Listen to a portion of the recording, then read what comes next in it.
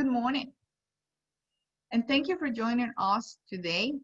My name is Sandra Tobon, and I am the moderator for today's session of the 2020 Entrepreneur Summit. This is the 9th annual e-summit and our first year bringing the event online. We are extremely excited, and we hope you are as well. In a few minutes, you will hear from our workshop sponsor and our panelists. In addition to providing a variety of service to the community, Hispanic Unity of Florida is also deeply involved in the civic engagement. There are two important ways for you to get involved in the community this year, by responding to the census and by voting, and we encourage you to do both. Small business owners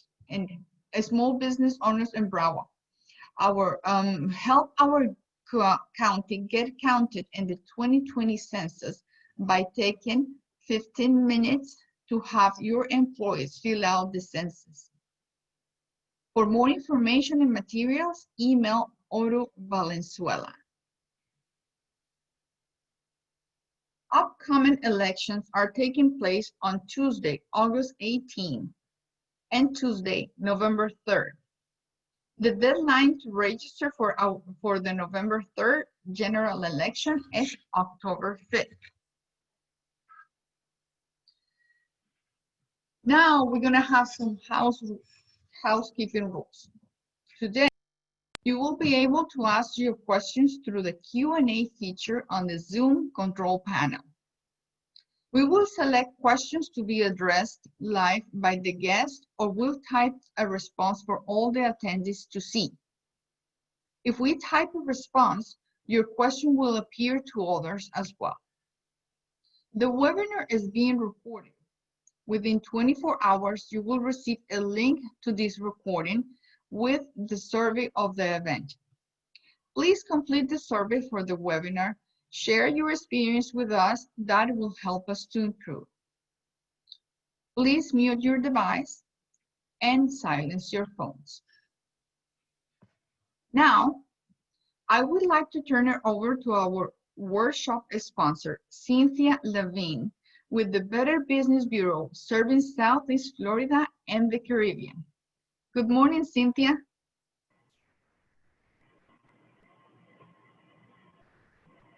Good morning.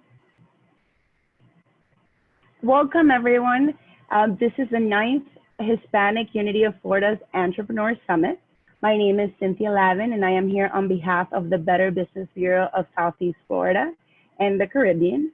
We are honored to have you all here today, and also to be sponsoring this workshop, Sales During a Pandemic, What You Need to Know and Do.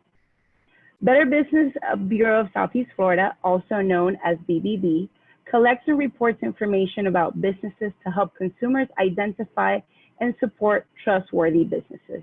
BBB, serving Southeast Florida and the Caribbean, provides over 6 million reports each year to consumers, shares tips and educational information with consumers and businesses, and promotes best practices through online training and webinars. The goal for today's session is to ensure to get informed, connected, but above all, inspired. So to introduce our panelists for today, we have Joel Gandara, president at joelgandara.com. Also, Enrique Triay, venture consulting manager at the Launchpad University of Miami. And Michael Wills, president of Topline Solutions.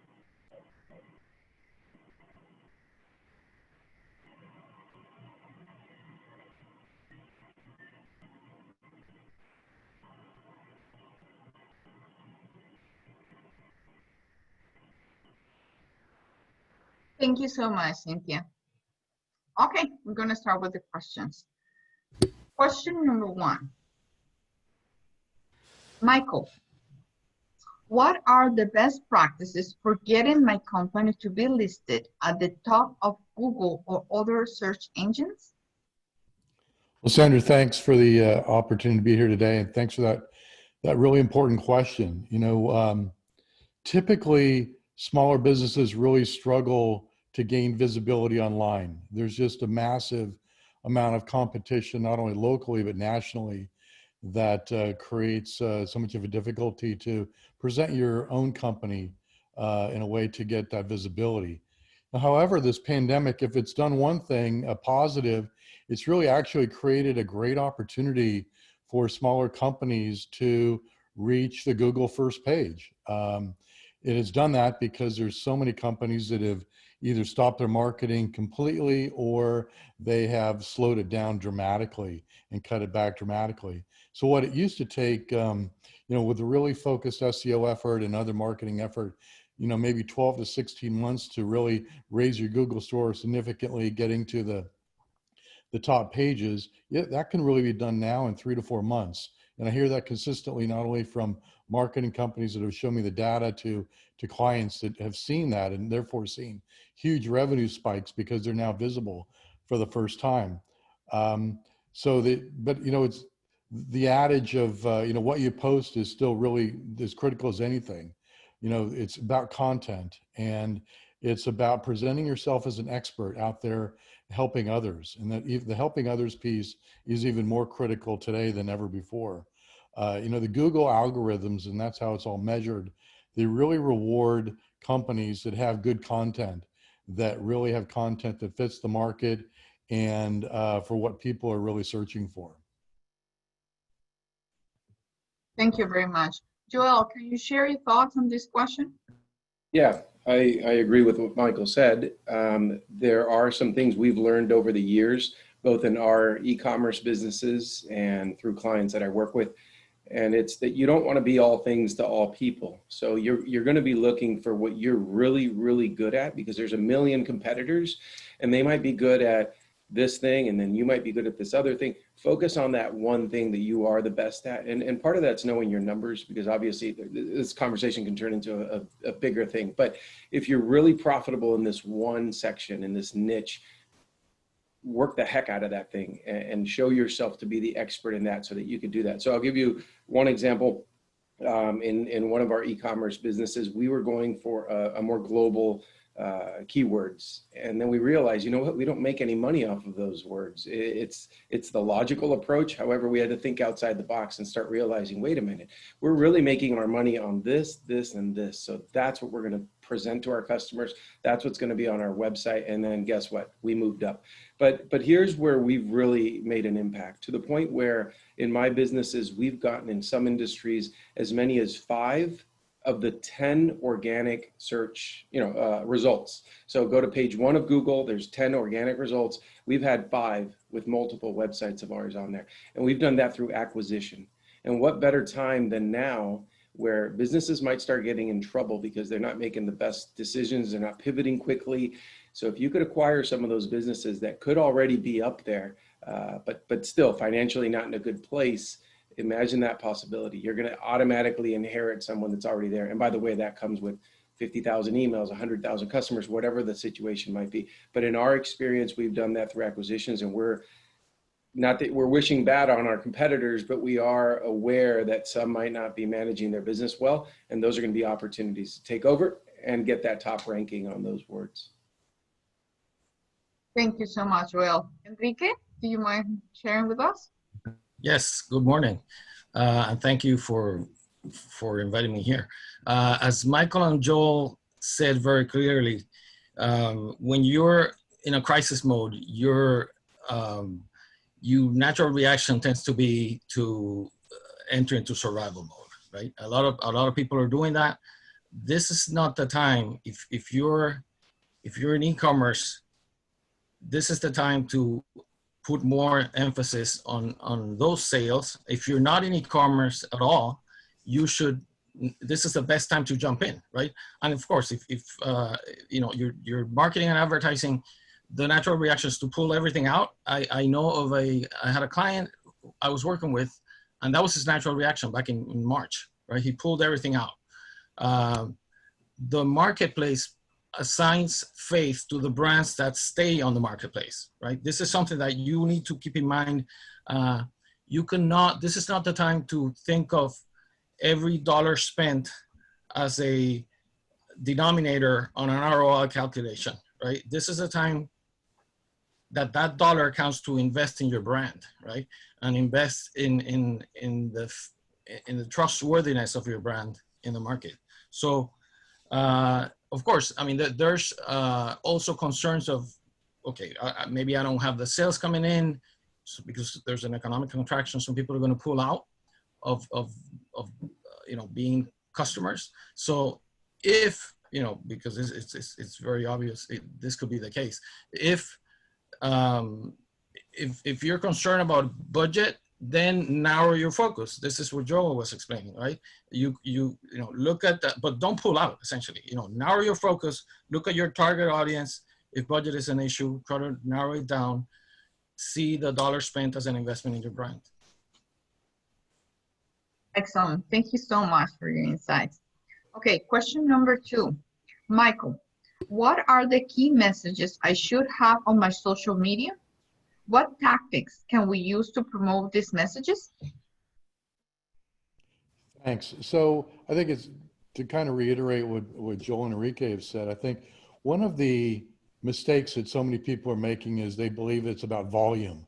It's about just kicking out as much content as possible, as many messages as possible in order to flood the marketplace. And it's really the exact opposite. And I think we're all seeing it as we sit at our home desks and we just get this massive amount of inbound content that really is so general that I have no interest in any of it. And so really in order to create a key message, first of all, you have to have a purpose. You have to have a clear understanding of who your ideal customer is. Who are you trying to attract exactly? And focus your message to that person and not trying to sweep the marketplace, hoping that somebody connects to it like Velcro, but really have somebody, have a message that's very clearly directed to a very small window of people. And those messages work. Those messages bring connection. The second thing I always share with my clients is that we have to be an expert. People need experts now. Whether it's a service for them or whether it's some kind of a consultant or a variety of types of businesses. So you have to demonstrate that you're an expert. You're not just one of a bunch, but that you are really the one that they should be working with and that you can improve their lives. You can achieve what they're looking to be achieved. Today, visuals are really important. And videos are obviously flooding the marketplace, and that's because they work, and they connect with people's brains in a different way than text does. And now we've seen that people's brains have really been changed by apps like TikTok. My wife is a really huge reader, like a lot of people, and reads a ton of books every month. And she told me that TikTok has changed her brain. And she finds it really difficult to sit down for an hour or two and read a book because she's used to streaming these, 60 to 90 second videos, and it's made it very difficult. And that's just an outcome that I think we're going to see more regularly because she's not alone. And it's, I think that marketing is going to change because of this as well to really ensure that those connections are made. So your marketing, your social media messages have to be short, they've got to be really visual, and they have to have a lot of great helping content.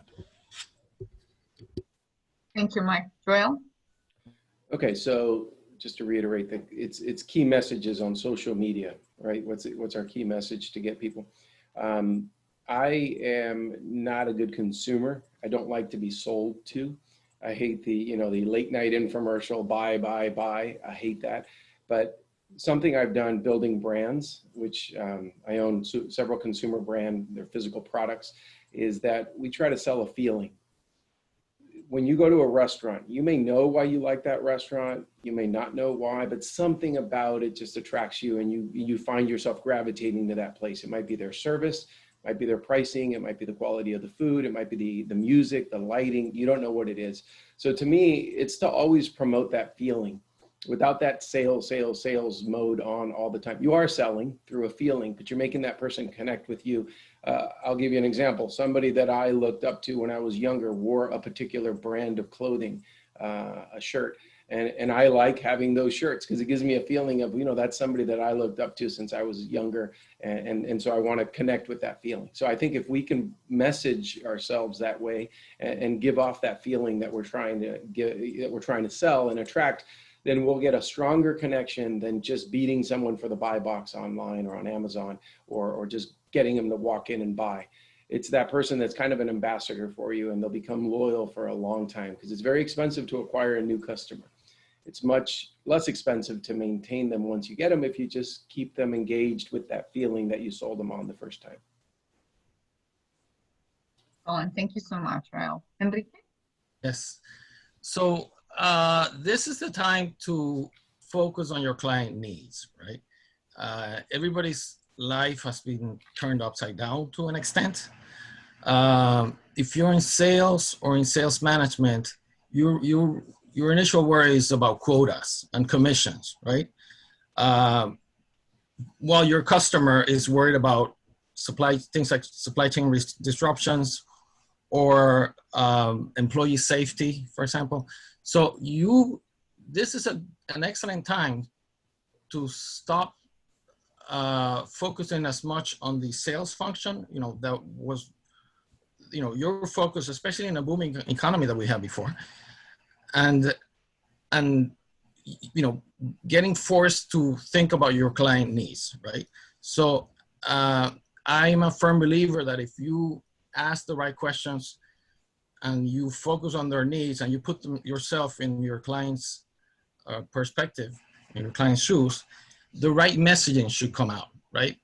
So for example, I was in a road trip last week, and I stayed in two small chain hotels, you know, a few nights. And one of the things I realized is, okay, yeah, there was breakfast included. Well, the breakfast now is you fill a little piece of paper and you come down and you pick up a box, right? So, and yes, the coffee machine is there, you can get your coffee. But, and they were messaging to me, with all this paperwork, this is to keep you safe. You know, we want to make sure that, people don't congregate on and I felt kind of good about it. I said, okay, these people really are concerned, because of course, going on a road trip, which I had to take, you're concerned about your safety and your family's safety, and, making sure nobody gets infected and all these type of things.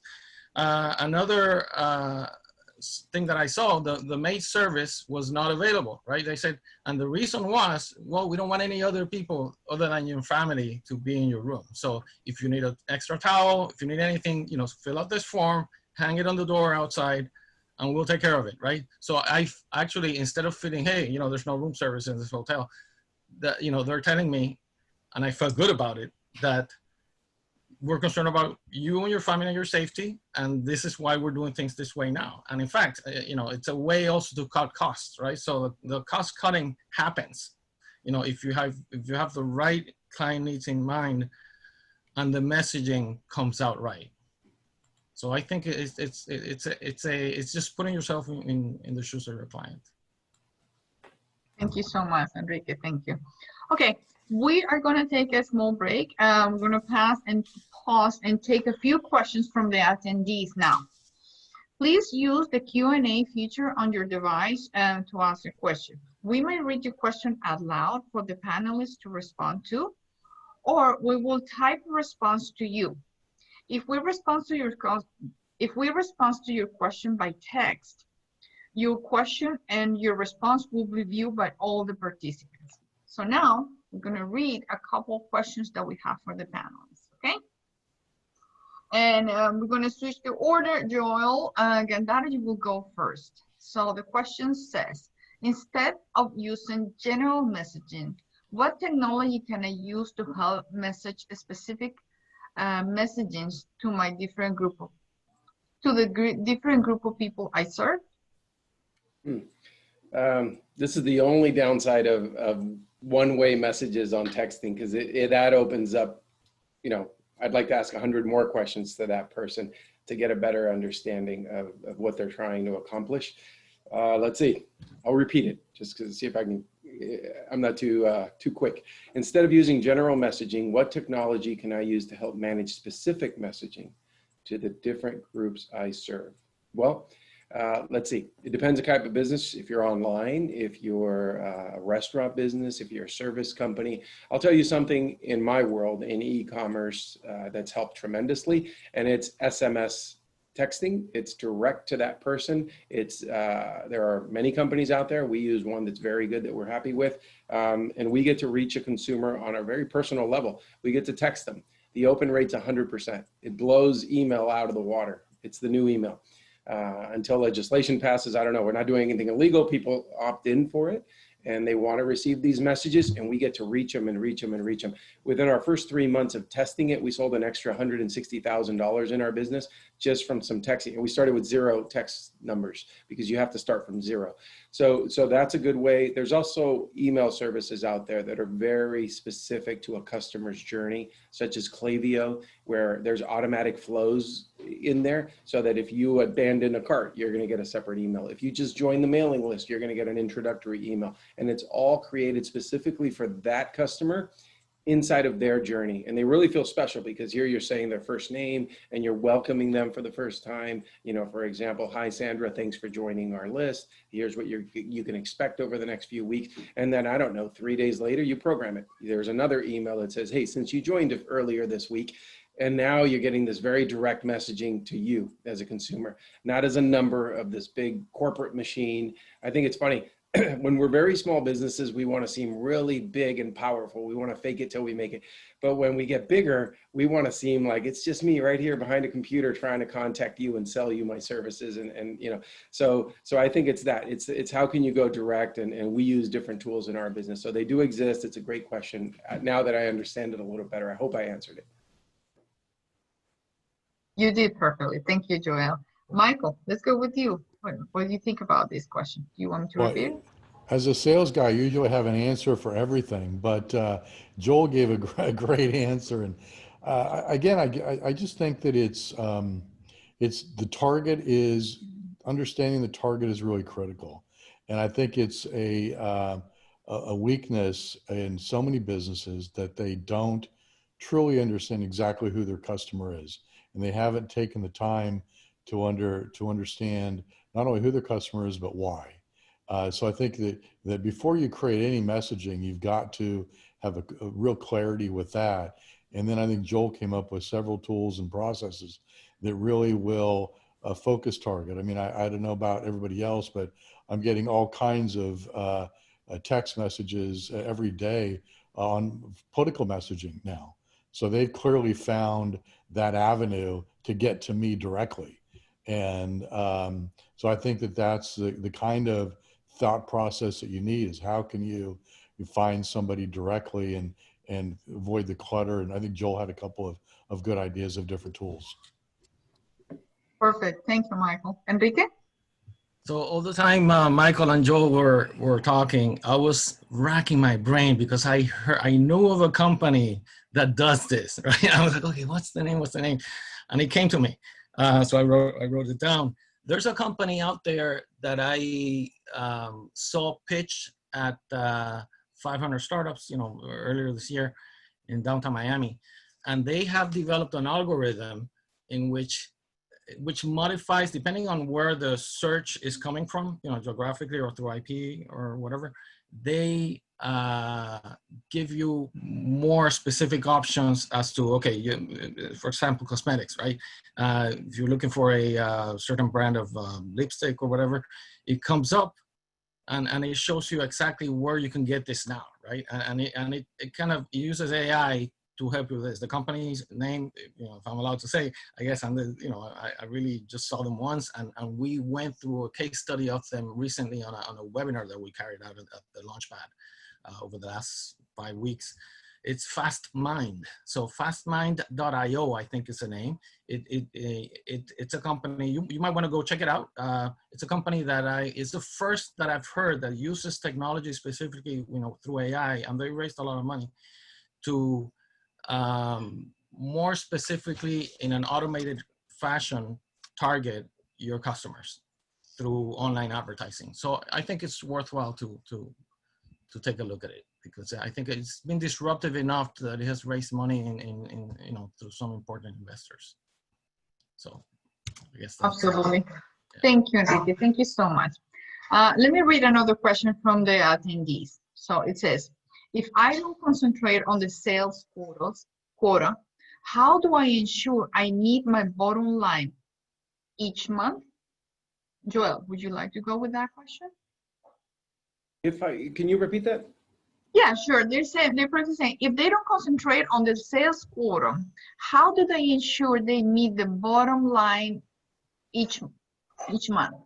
Okay, so if I understand it correctly, yeah, sales solves all problems, right? You want to sell as much as you can. However, I have coaching clients who just want to, and Michael talked about this earlier, whose emphasis is growing their top line. It's all top line. I want to sell more. My first question is why? Why do you want to sell more? And they usually seem to think that because I'll make more money, let's make sure you are selling the right thing and that your margins are well. And if you're focused on the bottom line, which I think, to me, that's where I start. I like to look at your net profit percentage. If you're a company that does 10% historically, how can we get that to 12, 13, 14, 15% before you put a single dollar into bringing in more sales from the top line, right? Because if you have a bucket or a funnel and it's got leaks in it, the more water you pour on top, which is marketing dollars, the more you're going to lose money, right? You might sell some will stick through, but why not patch up those holes first, become a more efficient, lean machine that every dollar that comes in spits out a quarter, for example. So fix up those problems, focus on the bottom line first, and then yes, go sell the heck out of it once you've tweaked it and we've got the right items that we're offering, the right margins, the right conditions with our vendors, so we make sure we're very profitable. That's how I'd approach it. Excellent. Thank you, Joel. Michael?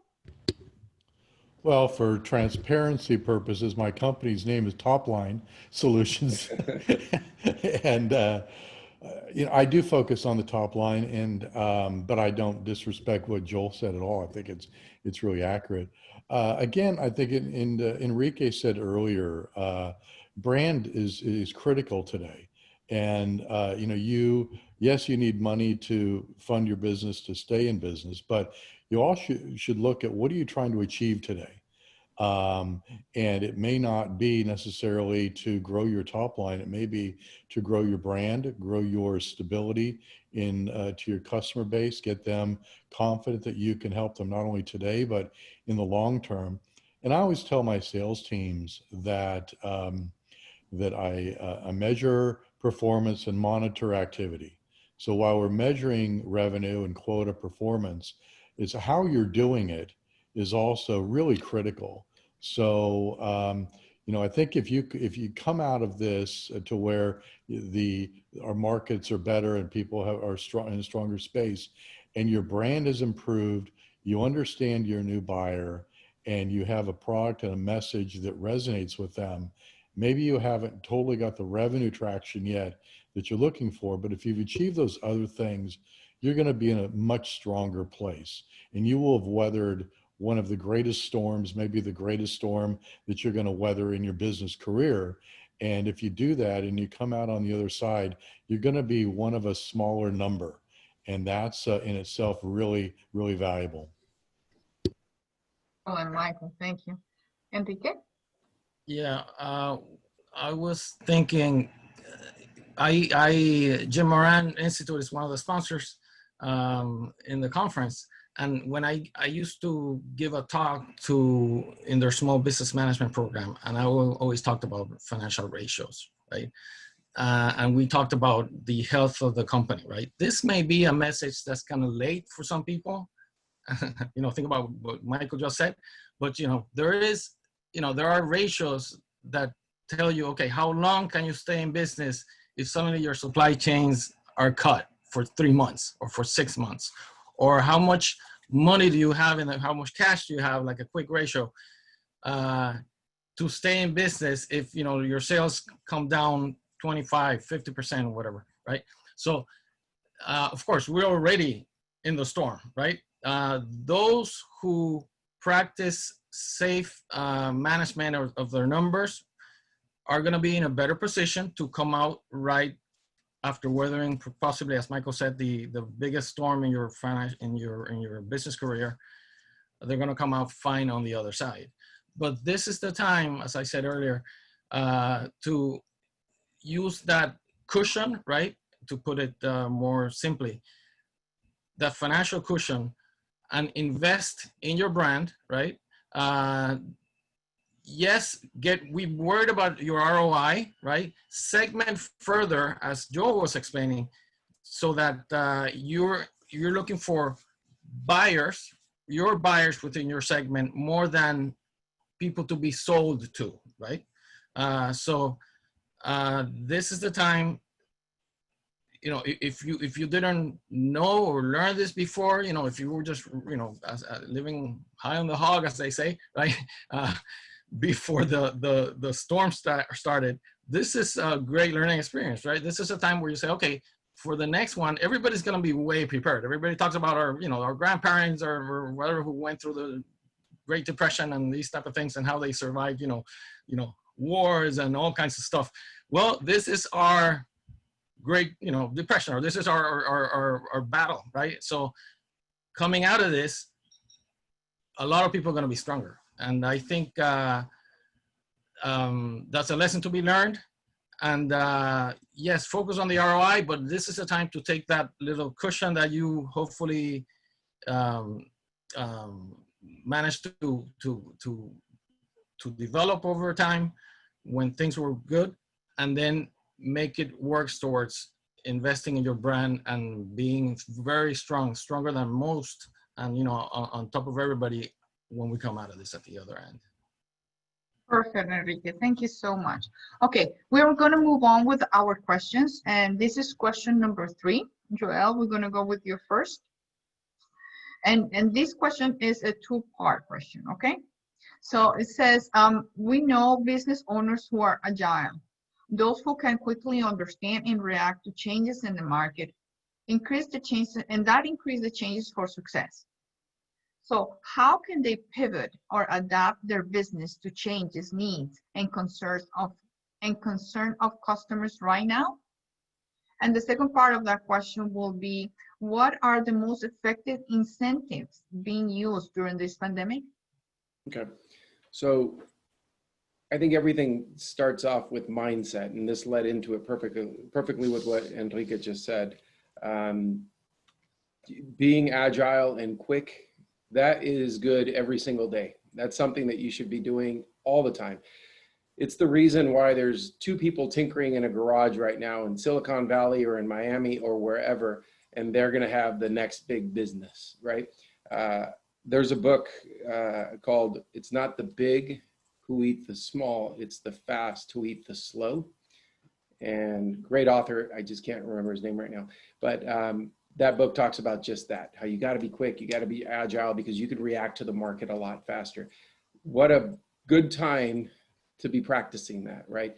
Hopefully you've been practicing that, but if you haven't, now's the time to not say, I can't stand the saying, this is the way we've always done it, so that's the way we continue to do it. I'm every day questioning myself. Every day I ask myself, if I was my competitor, how would I knock myself out of business? I am obsessed with that. I want to knock myself out of business. And having said that, I've acquired 10 of my competitors' businesses because I've thought that way, and I think that's been a crucial part of it. In 2008, when the housing market and the bubble crashed, I learned a huge lesson, because I've never learned when I've succeeded. So I've learned a lot because I failed a lot. And I learned that I'm going to be ready for the next time, right? So I did certain things like save like no one else and build and get ready for this time that hasn't come yet, because interest rates are unrealistically low, because money's been printed like crazy, but I think opportunities are going to come.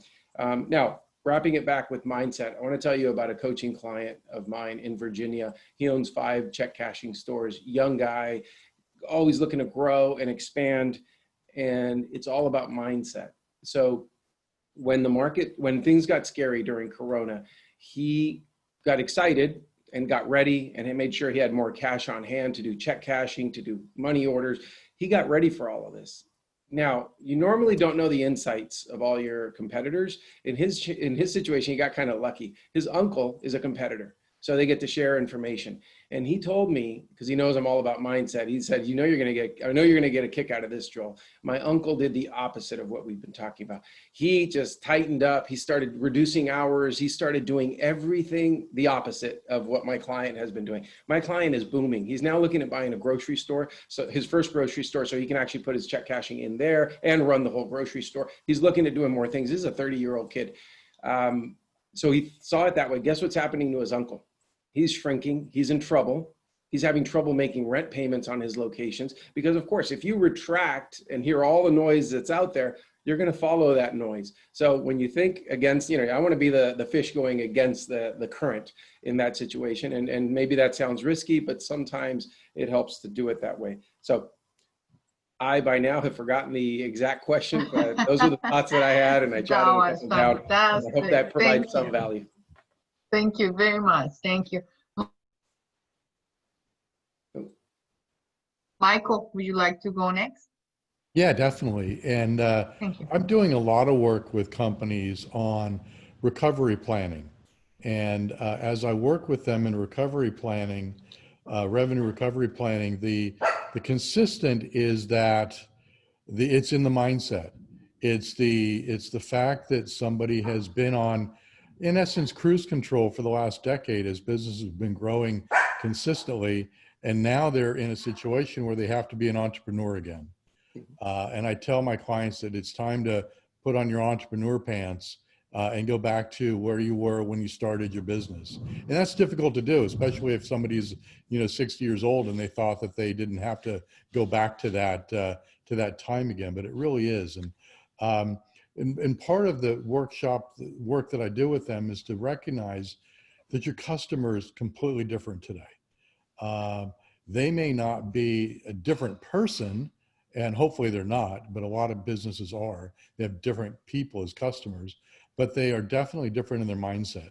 The biggest challenge that I find to what's happened in the last 6 or 7 months is that how it's changed people's minds and their behavior. So you may have thought you knew your customer back in January, February, March, but I can guarantee you've learned a lot about them. And listening has always been a critical skill, but it's more important today than ever because, people aren't communicating. So how you listen, how you put yourself in a position to listen as a business owner, how do you reach out in order to get insight as to how your customers have changed or your new customers is really hard because things have, how people are buying is different. They've adjusted to different tools and methodologies, and there's just so many changes that have taken place. The one thing that I've learned about this through all the chaos and the noise we've talked about is today's customer needs simplicity. They need the most simple, motionless buying experience or learning experience possible. So, people have so much chaos in their lives and there's so much just negativity out there. So your business model, whether it's an online store, whether it's marketing, however you communicate, it has to be positive, productive, and simple and easy. It can't be complex. Complexity is, or anybody's online store that requires more than 3 or 4 clicks, nobody's going to go through that process. They're going to leave. They're already frustrated. So take a look at your business, how you communicate, and how you reach your audience, and make sure that it's simple, positive, and you're finding methods in which to learn what your customers are thinking and how their buying has changed. Love that. Positive, productive, and simple. Very good. Yes. Enrique, go. Yes, and as taking it on from what Michael just said, their buying has changed, right? You need to look, as I said earlier, for buyers. There's always buyers in the market, right? These are the people who are actively looking for a product or a service. The product or service they're looking for actively in the aggregate has changed, right? Everything is different now. So there's a lot of new products and services that are being sought right now by buyers in the market. You need to be able to pivot, be agile and respond to these, using the right tactics, as the question asks actually, to to activate these buyers, make them buy your product or service. I was driving down Bird Road in Westchester 2 weeks ago, and I drove by a big shopping center that has, as an anchor, has a big Pollo Tropical. And I saw a huge sign, which I took a picture of and sent it to my, my brothers and sisters. Like, hey, look what's happening here. Huge sign, beer and wine with your takeout order, right? When did you go to Pollo Tropical and expect that, right? Of course, as we all heard the news when this pandemic started, how liquor sales went through the roof, right? It was like 270% increase year over year, I think in March. Well, somebody got wind of this at Pollo Tropical, and they say, hey, it'd be nice to get a 6-pack of beer with your, bucket of, or whatever, with your family meal. And this is what they're doing. I mean, this is being agile, right? That's a good example that I saw. Another one that comes to mind, there's a corner restaurant here where I live. It's an Italian restaurant. It's kind of, middle of the road, high end. And they had a $10 Tuesday pasta, right? $10 pasta special on Tuesday nights. In fact, it's kind of a pricey place. And I had only been there on Tuesdays myself prior to this pandemic. Well, now the $10 dish, pasta Tuesdays is available every day, and it's available for takeout. So, hey, after a couple of weeks or 3 weeks of having to be at home, having to cook lunch, breakfast, lunch, and dinner, maybe with kids and all kinds, you're willing to spend $10 on just, getting the takeout any day of the week. So we actually started doing it like once a week. We just treat ourselves. Okay, let's just go, and and the portions are big, so you could share them. In fact, so I mean, you could be agile that way. This is people are doing this. The people are gonna come out better on the other end are actually doing this all the time, right? So you need to focus, as I said before, on the client needs. What is it that the buyers are out there looking for now actively, right? Things have changed. Put yourself in their shoes. Don't try to sell something to a new customer, right? Look at what people are actively looking for and try to supply that need, essentially. So Perfect. This is forcing us to think again, and this is good, actually. This is good practice, right? Because this is not going to be the last crisis that we're going to see, hopefully. I mean, Perfect. Thank you so much, hopefully. Enrique. You're welcome. I appreciate that. Okay, we have another question here and says, sales are the lifeblood of any business. No customer, no business. This question is for Enrique. You can go first.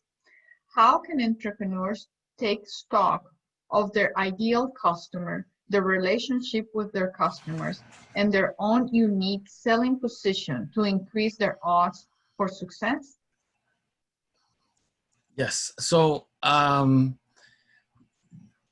this all goes back a little bit to what I just talked about. There's a target market out there for your product and your service, and you probably know what it is, right? And you selected it based on things like demographics, psychographics, geographics, the typical things that you look at to segment a market, right? People are in the market for different reasons. You need to find the buyers within that market, right? Your buyers are gonna act based on your messaging, which is essentially your value proposition, right? I work with a lot of entrepreneurs from the University of Miami community, right? Staff, faculty, and alumni, and current students. And I've seen, it's a lot of people have a lot of ideas, right? And there's some people even in this conference right now, in this webinar, who may be starting out, right? They have ideas, they want to, they don't really, they're about to start a business. Others are currently in business, right? It's amazing how sometimes people lose focus of who their target customer is and the value proposition that they need to give them. We just had a great, I want to point people to, and I don't have the URL right away, but I'll send it to the chat. We had a series of webinars over the last 5 or 6 weeks at the Launchpad, in which we focused on how to define narrowly your target market and who your buyers are, right? I think people, and it's recorded, it's online, it's on a Vimeo channel. But essentially, we went into a lot of detail over 5 weeks on the reasons why people buy, right? There's Okay. functional needs, there's emotional and social needs. So you know, we talk about that at length. You need to, and these needs are occur in a hierarchy, right? So, you know, getting beer and wine at Puerto Tropical, that satisfies a functional need, you know, probably. Okay. And there's emotional Thank needs, you, Enrique. and yeah, and so this is, you need to focus on that. Thank you so much. Joel, do you mind sharing a little bit really fast what you think Sure. about the question? Yeah, whether it's getting your ideal customer or the ideal product, I've always started by casting a wide net and testing a lot of different things, and then narrowing it down to that small group of things that make the most sense. And as far as relationship with your customer, take extra good care of them. They're the people who put the roof over your head and put the food on your plate. So you've got to be doing everything to keep those good customers happy. Thank you. I appreciate that. Do we have Michael in the chat still?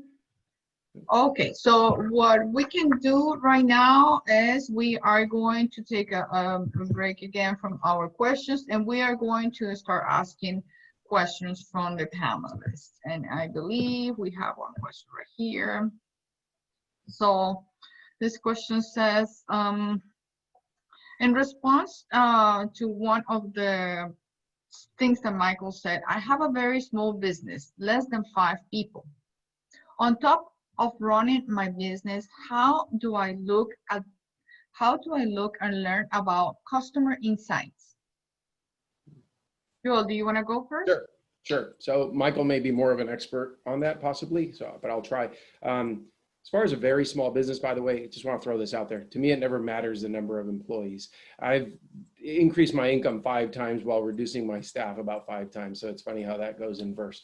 To me, it's a small business more here than anything else. As far as customer insights, it depends what industry you're in. If you're online, then Google Analytics is something you should be checking all the time. I don't know exactly what insights you're looking at and what industry you're in. But regardless of the size of your business, the smaller you are, maybe the more you need to pay attention to this to get it to where you want to get it. So it all depends on, there's more to that, right? It's always tough to answer that exactly just from the written question there.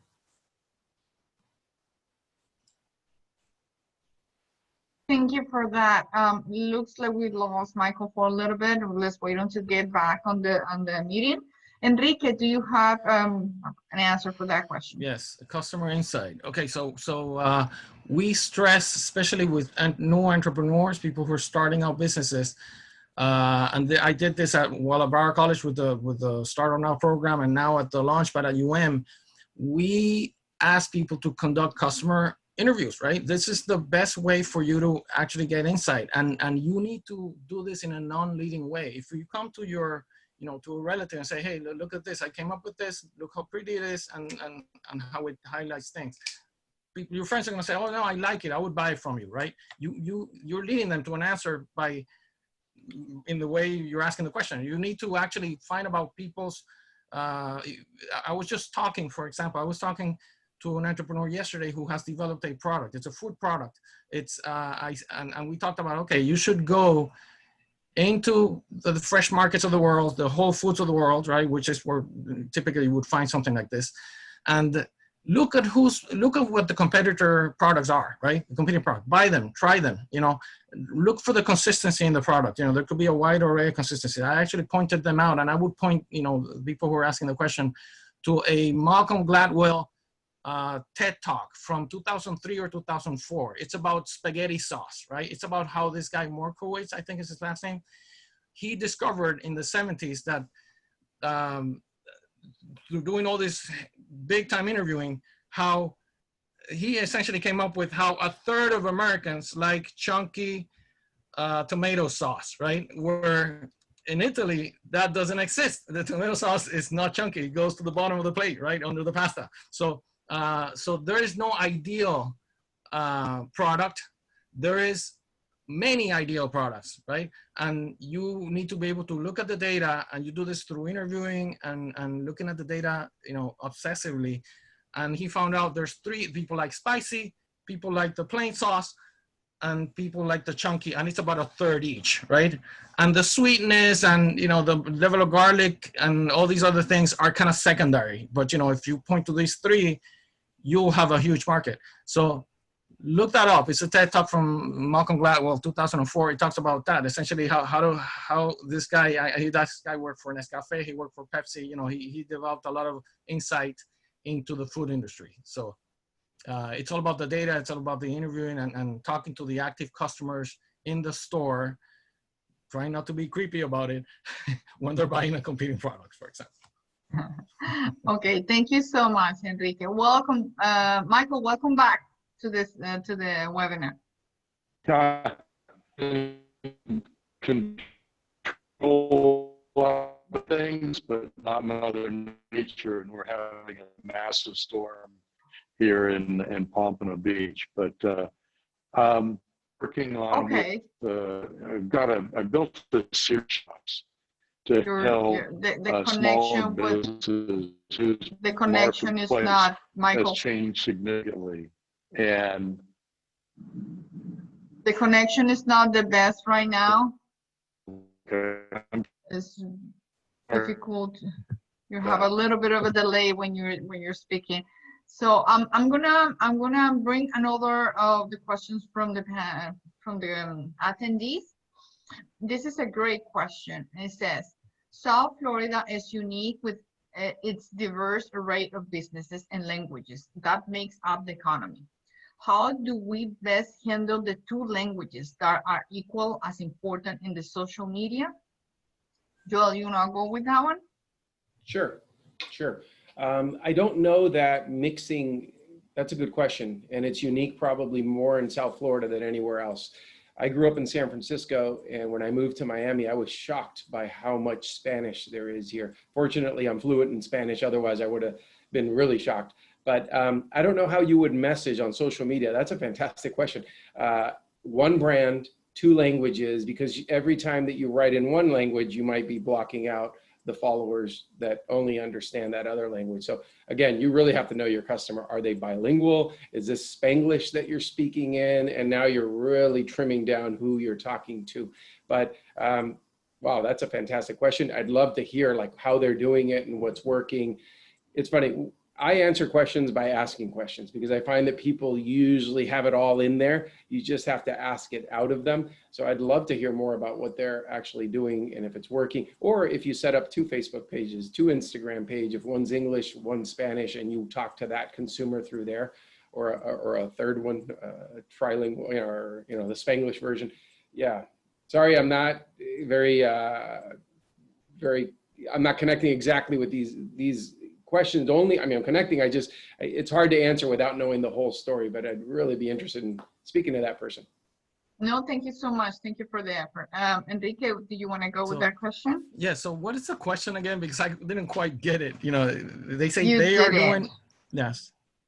Okay, so basically they want to know how to handle South Florida's two languages and how to communicate with the clients in social media. Okay. Keeping in mind that we have English and Spanish here, huge. Yes, I mean, as Joel said, it's hard to decide. If you look at the way, I've lived in South Florida for 25 years, right, in Miami. I've seen how when I moved here, right, 20 years ago, there was a whole generation, they call it Generation Ñ, right, N with a squiggle, Ñ, which were the up and coming second generation immigrants that had grown up in South Florida, right? And they spoke Spanish at home, but they were fluent in English, right? And they had a Generation Ñ, magazine out for a while. And I remember, looking at it and kind of identifying with it a little bit. So there's a segment of the market that likes this. This is why you have, I can't remember right now, but I mean, I think Telemundo has a cable channel that appeals to, it's like a Spanglish. You probably know what I'm talking about. I just don't remember the name, but there's a segment of the market that likes that, right? A segment of the population out there. Of course, there's the people that don't speak English, right? probably more recent immigrants or some of the very old immigrants that came here and you know, they were old already when they got here. You could appeal to them in a different way. I think there is no, I think if you portray yourself as being bilingual and taking advantage of both languages through your messaging and social media, even in a mixed Instagram page, let's say, or Facebook or whatever, I think that's a plus. I would tend to think, right? Because I mean, of course, you gotta be careful about there's a lot of purists out there, and I could consider myself one sometimes. Some of the people that know me, that you know, I try to not mix the languages, right? And I have people who get upset when you do that, right? So but still, that doesn't mean you can have, you know, fully Spanish and fully English posts and appeal to both audiences. And, you know, the people that don't understand the English ones probably are going to say, hey, you know, these guys really, you know, they're appealing to everybody. They really know what they're doing. They're professional, and vice versa, right? So I think it's a plus, you know, if you can show that you are, it shows that you're part of the community also. I mean, this is, as Joel said, this is a place unlike any other, right? I agree. Thank you so much, Enrique, for that. Now we're going to move to the final thoughts, and we're going to go in order. Joel, would you like to share with us your final thoughts, please? Final thoughts. I hope this has been productive for everyone. If you'd like to reach out to me, you can find me online at joelgandara.com. I love speaking to entrepreneurs. I coach entrepreneurs, and I've been one since the 4th grade. I'm all about this. I love to learn. And I see that you guys do too, because I don't think so many of you would be here this morning if you didn't like to learn. I hope you appreciate what we've done here. We're just touching on a lot of these things. There's a lot of ways to go deeper. I've already gotten some messages through here that I see people have some interest in talking about things deeper, and I'm always happy to do that. Excellent, Joel. Enrique? Yeah, so as Joel said, I mean, I'm glad we were able to conduct this webinar and hopefully help a lot of people through the way. One, I was thinking of a parting thought, right? And I used to teach the boot camp at the Startup Now Accelerator up when I was up in Broward College, and I used to show a video always that so these words are not mine. They come from you can find them on globify.com, I believe it is. And it talks about, you know, it says at the heart of successful entrepreneurship is something that is more abstract, right? That is strangely abstract, right? And it is having an accurate insight on the causes of human unhappiness, right? So yes, we're talking about the pandemic now, for example. You know, a lot of people are unhappy, right?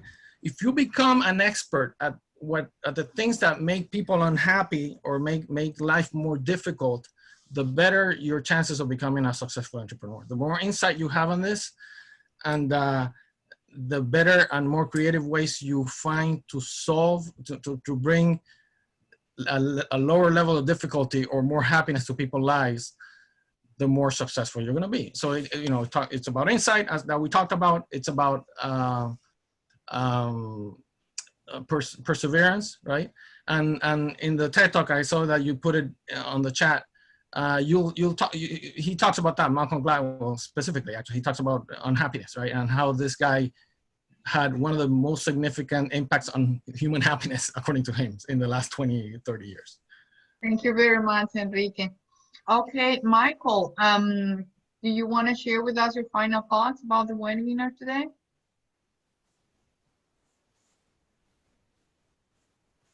Michael, you muted. You need to unmute yourself. That's not Michael, by the way. Yeah, I know, he's on the phone. Okay, there we go. So, yeah, I'd like to share that the biggest challenge that people have today in leadership is accepting change. And the leaders that have accepted this monumental change and have adapted to it the most and ensured positive messages, not only to their marketplace, but internally to their employees, they're the ones that are going to come out of here successful. You got into business for a reason. If you have integrity and commitment to customer satisfaction, you will identify which of your current products will be effective to the market, or you'll change your products, tweak them, modify them, or come up with new products to satisfy the marketplace, because the marketplace is buying. It's not a dead economy nationwide or globally. It's actually quite positive, but it's pocketed. So you need to find those pockets to be successful. I have a sales workshop program that I'd be happy to talk to people about doing that, finding their ideal customer, their new ideal customer, the products that resonate, working through what those new opportunities are, how to communicate, and then how to sell to those and build a sales organization that's effective within that your new world. So if I can help anybody, please do. But if you remain positive, focused, and committed to accepting change, you'll come out of this very, very well, I'm certain. Thank you, Michael. Thank you for being so agile and stay connected through the challenges that we have today. Thank you all for being so inspiring and for your thoughts. And now I'm going to turn it over to our workshop sponsor, Cynthia Lavin from the Better Business Bureau, serving Southeast Florida and the Caribbean, for closing remarks. Thank you. Cynthia? Hi, well, thank you so much, everyone, for joining today. This is great information. Make sure that you apply some of these tips to your business, and to always do business with trustworthy businesses and vendors to avoid any issues. I want to thank our panelists for today, Joel Gandara, Enrique Triay, and Michael Wills. Thank you for that insightful presentation. I'm looking forward to connecting with you guys a little bit more. And everyone, just stick around for the next session that starts at 10:20, and also the exhibit hall.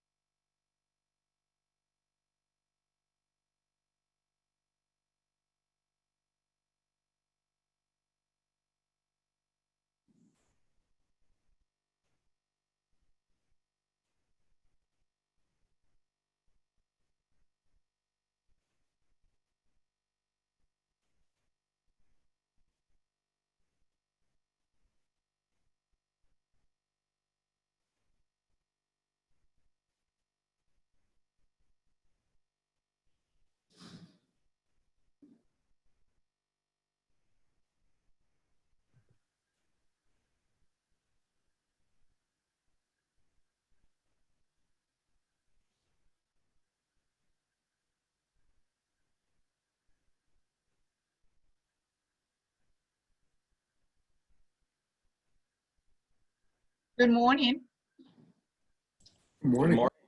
and thank you for joining. Good morning, and thank you for joining us this morning. My name is Sandra Tobon, and I'm going to be the moderator for today's session of the 2020 Entrepreneur Summit. This is the 9th annual e-summit and our first year bringing the event online. We are extremely excited and hope you are as well.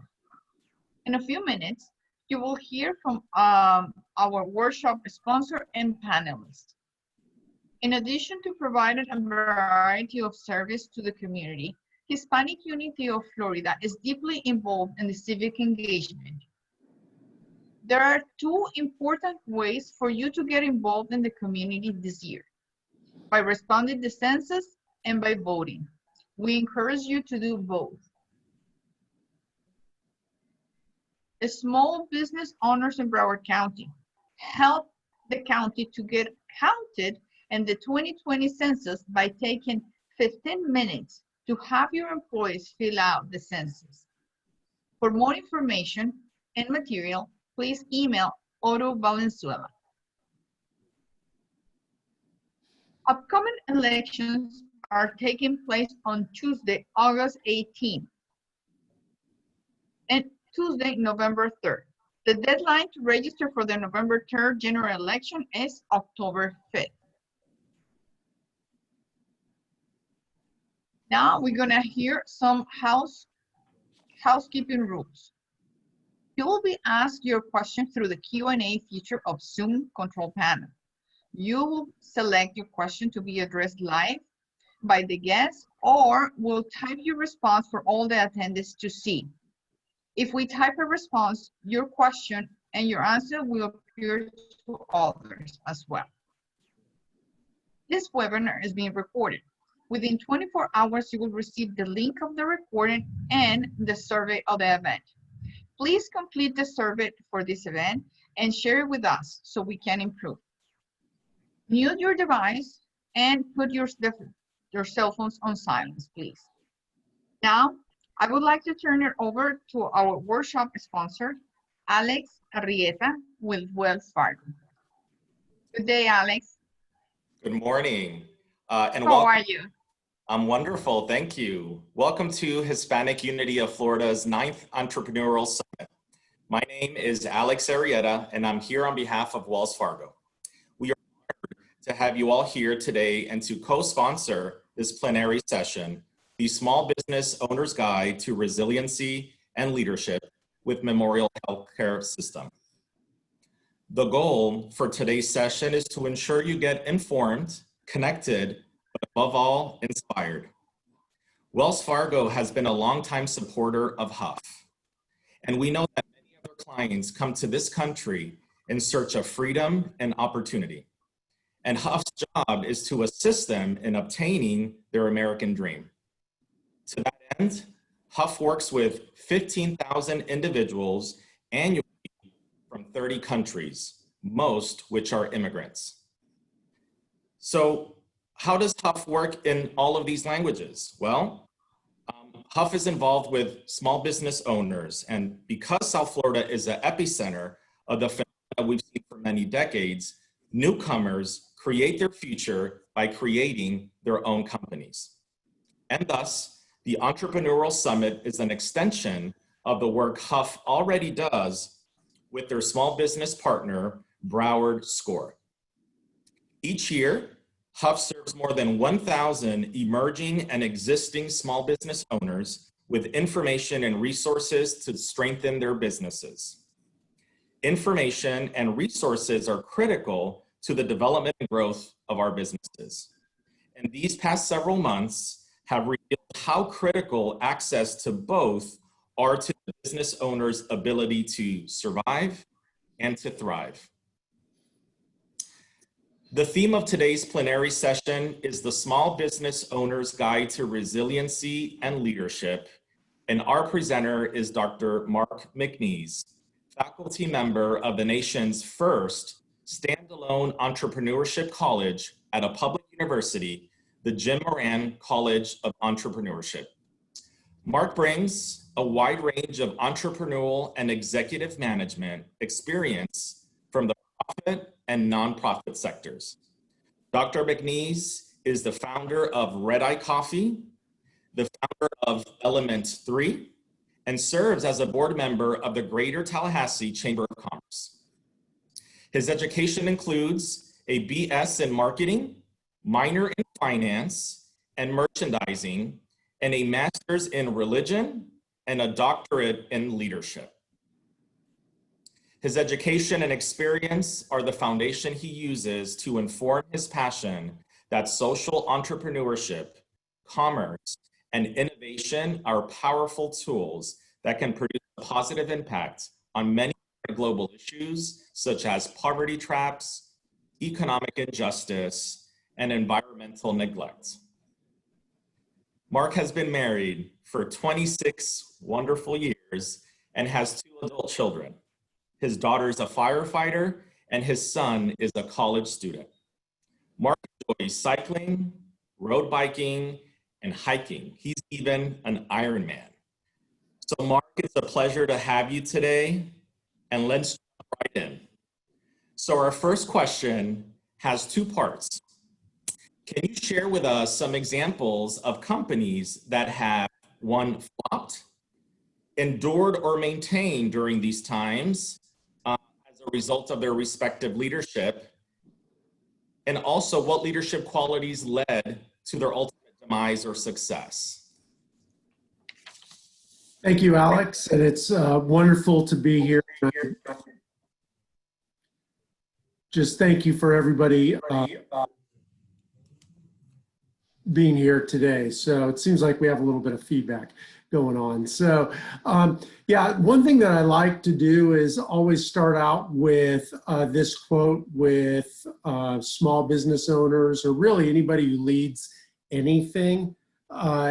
It's one of the most liberating statements and also one of the most terrifying statements that I believe is true. And that statement is, everything rises and falls on leadership.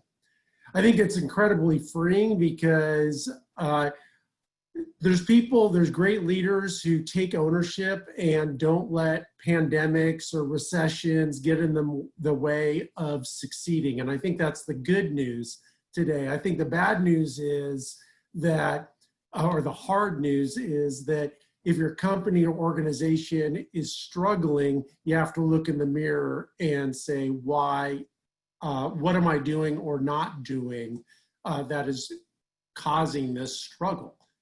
So one of the questions that Alex asked her, what are some companies, what are some examples of companies that have thrived and or really struggled? And one of my favorite stories is the tale of 2 companies, and that's between Blockbuster and Netflix. In 1992, Blockbuster showed a commercial, and you can YouTube this commercial. It's quite interesting. It's called The Perfect Store. And I think this is a very telling commercial, where this commercial in 30 seconds talks about how they've created the perfect rental store, where you could go in and there's 10,000 movies to choose from, and there's friendly people and things like that.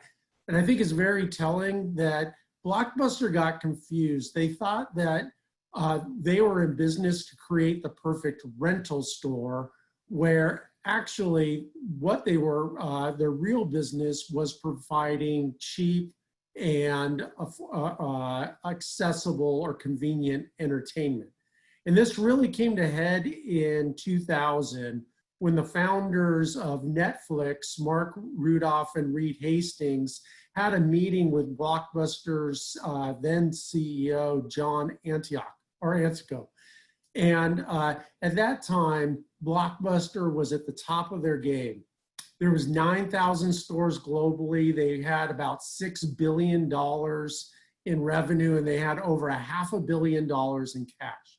At the same time, Netflix was getting started and they had some traction, but they had a lot of cash flow problems. In fact, that year they were on track to lose $50 million. This prompted Mark Randolph and Reed Hastings to have a meeting with the CEO of Blockbuster to see if Blockbuster would buy Netflix for $50 million. And this, as the story goes, the CEO of Blockbuster basically laughed Mr. Randolph and Mr. Hastings out of his office. And I think that this just kind of, now that we have, 20 years later, have the hindsight and not know that over the next 10 years that Blockbuster burned through $500 million in cash and ended up shutting every single store except one store that's privately owned still in Bend, Oregon. And what were the differences between these two companies? And I think it really comes down that Blockbuster lost sight of the problem that they were trying to solve for customers. And this is going to be the reoccurring theme through our session, is it is critical that companies understand that they're not creating a product or service. That's not what they're in business to do. They're in business to solve a customer's problem. And the same, Blockbuster and Netflix solve the same problem for customers.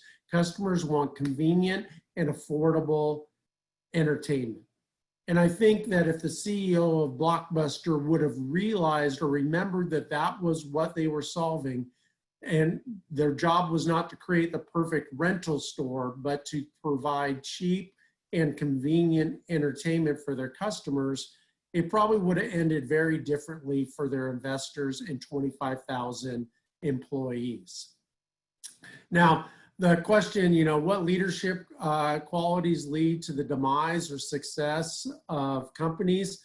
Quickly, these are, I have 3 that I think are critically important for success and 3 that actually cause the demise.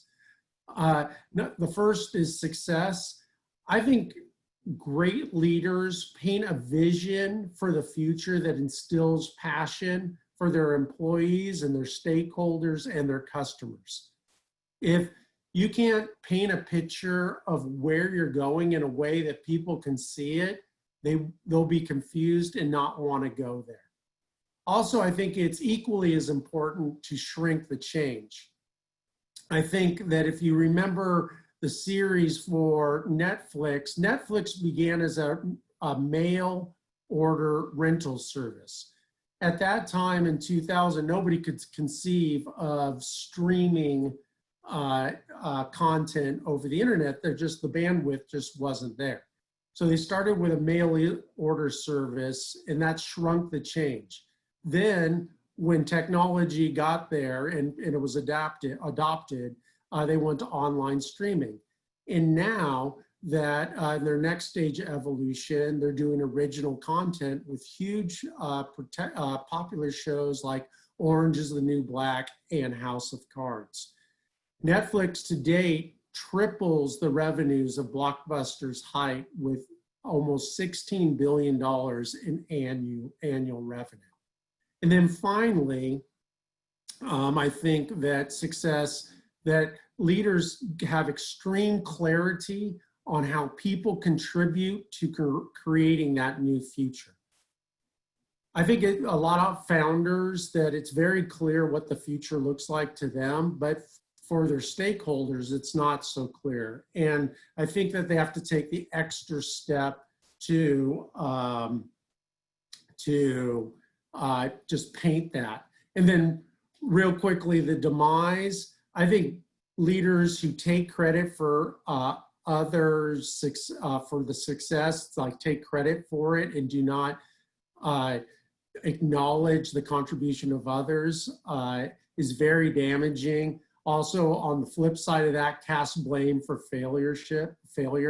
And then finally, misidentifying the problem that you're solving or forgetting the problem that you're solving is also extremely damaging. Alex? Thanks for sharing the great insight, Mark. So the next question, some people just seem to be tougher than others or able to bounce back more easily. Is resiliency a trait that people are born with, or is it a skill they can develop? In the latter, what resources are useful in helping them sharpen the tool of resiliency? Yeah, I think that's a great question. And I have a axiom that I use in entrepreneurship, and that is persistence wears resistance. And that actually came from my mom. And just a lot of times we think, oh, you got to be really smart or you have to have a lot of money. But the most successful entrepreneurs that I have seen are just extremely persistent and just keep on going. In fact, at the time of that meeting with Blockbuster and Netflix, Netflix was on track to lose $50 million that year. And they were basically trying to figure out a way to survive by selling to Blockbuster. And when that did not happen, they were resilient. Obviously I wasn't in the room when they were trying to figure out what they were going to do, but they just would not give up. And they believed that there was a way that they could succeed. I think the word that I think is always really helpful here is the word passion. It's not so much do you have resiliency or tenacity or anything like that, but do you really have a passion to see what your vision to become a reality? And I think a lot of times we throw around this word passion, but I think the etymology of the word passion is super important. It comes from the Latin root patior, which means to suffer. And so many times I think, do I have a passion for this, or actually rephrasing it, am I willing to suffer in order for this vision for the future to become a reality? And I think that's really where resilience comes from. In each one of our businesses, we face resistance. We face challenges. Every single one of us, stay up at night wondering, how are we going to pay the bills? How are we going to make payroll? How are we going to make rent? How are we going to find that next product or service that is going to grow my business and solve my customers' problems? And I think that when it comes down to it, I think it's looking in the mirror and just say, am I willing to suffer? Am I willing to suffer financially, or am I willing to give up sleep, or am I willing to give up vacation time in order for this to become a reality? And honestly, if the answer is no, you probably should be doing something else. But if the answer is yes, I think that is the number one trait of a successful entrepreneur. Not money, not their idea, not their product or service or location, but are they willing to suffer in order to make that a reality? I think, as far as tools, I don't know if there's necessarily an outside tool that can develop passion. Probably the biggest tool that you can have at your disposal is a trusted mentor who's been through it before. So many times I've thought, like for Red Eye Coffee or Element 3 or other things that I've been working on, it's the end of the line and there's just no path forward.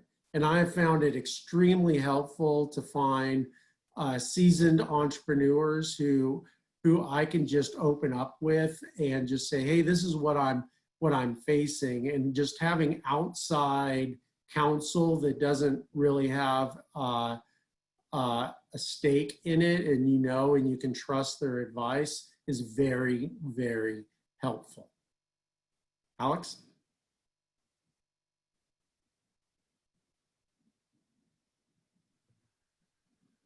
Thank you for that, Mark. We will pause now to take a few questions from the attendees. Please use the Q&A feature and type your question.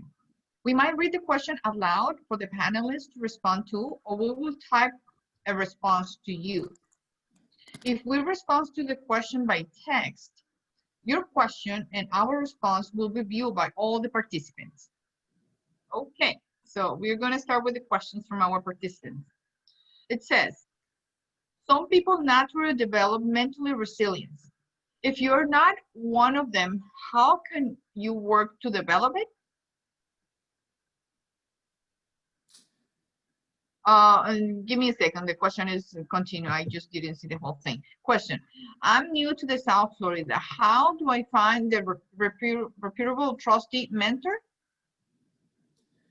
Yeah, so I think there's several tools that you can use. Number one, just being part of different organizations like HUF or your local Chamber of Commerce are just filled with people who are in business and who have gone through a lot of different things.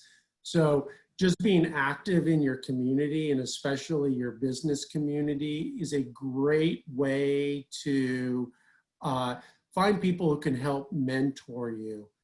If another great way is through LinkedIn, and it's just amazing to me that, and Reed Hastings created LinkedIn from Netflix, so it's just such an important tool that I think that a lot of people don't take advantage of, especially small business owners. There's so many opportunities where you can get mentored on LinkedIn and get connected with people, and there's these different groups that you can be part of. And I think a lot of times, you know, traditionally we think a mentor, you sit down with them once a week, you know, in person.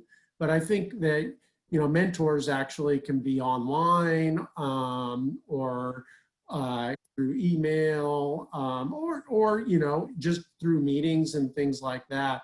And I think that entrepreneurs tend to get very isolated, and they think that their problems are extremely unique. And but the reality is, you know, most entrepreneurs have common experience, and just reaching out to other people, you know, honestly as well, you know, your banker can be a huge resource. I'm a customer of Wells Fargo, and there's so many times where I've reached out to my banker and said, hey, like, this is the situation, and, you know, do you know anybody, or do you have any programs that can help me get through this hard spot? And it's been amazing so many times. My banker has actually become one of my biggest advocates as well.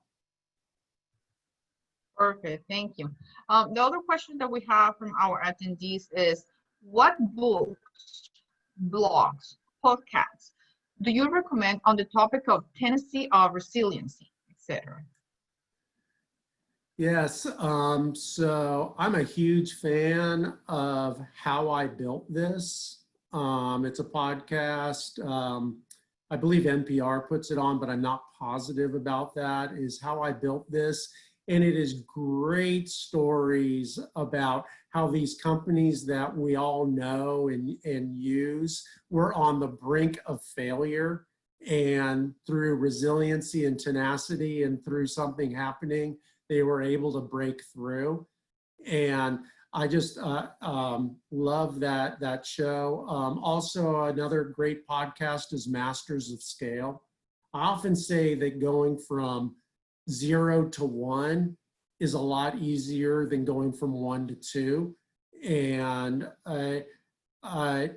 so just like learning from other people, how did they scale their business successfully is super important. Those are two great podcasts.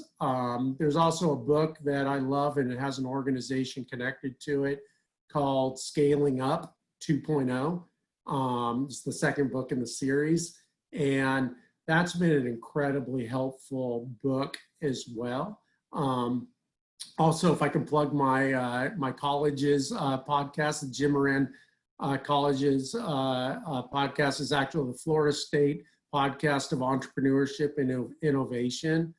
I'm the host of it, and I interview different startups and companies that scale, kind of like Masters of Scale, not as well produced, but more on a local Florida level of like what's happening in Florida and what other fellow Floridians are doing, entrepreneur Floridians are doing to grow their business. Perfect, thank you. We're going back to you, Alex. Thank you. Thank you so much for all of those responses, Mark. So the next question we have is, what do you believe are the top characteristics of companies that survive the test of time, those that thrive despite changes in the economy, technology, regulations, etc.? And similarly, what are the characteristics of individuals leading the companies that survive the test of time? Well, I don't want to sound like a broken drum, but I just so believe that companies that remember that they solve people's problems are the ones that strive and survive. So many times, like Blockbuster, they forget that they're solving somebody's problem that they're willing to pay for, and they think that they're building a perfect retail store or they're providing some sort of product or service. And the reality is products and services change, that they don't stay the same. Cars, transportation changed, right? Transportation, hundreds of years ago, people would walk, and then people would ride horses, and then they had carriages, and now, we have cars, and now we're moving into electric cars and autonomous cars and all of this. And just remembering we solve problems. We see this with taxi service and Uber and Lyft, right? That taxi service thought, hey, you know what? We get, we are doing a product or service that we move, people and pick them up. And this is the only way to do it. Where the founders of Uber and Lyft realized, hey, we're solving somebody's problem. And in fact, we're solving two people's problems. What Uber and Lyft do is they solve the problem of people who have cars and have time and need money, and they connect them with people who have money and don't have a car and they need to go somewhere. And they created this platform where they solve two people's problems, and it's been very successful.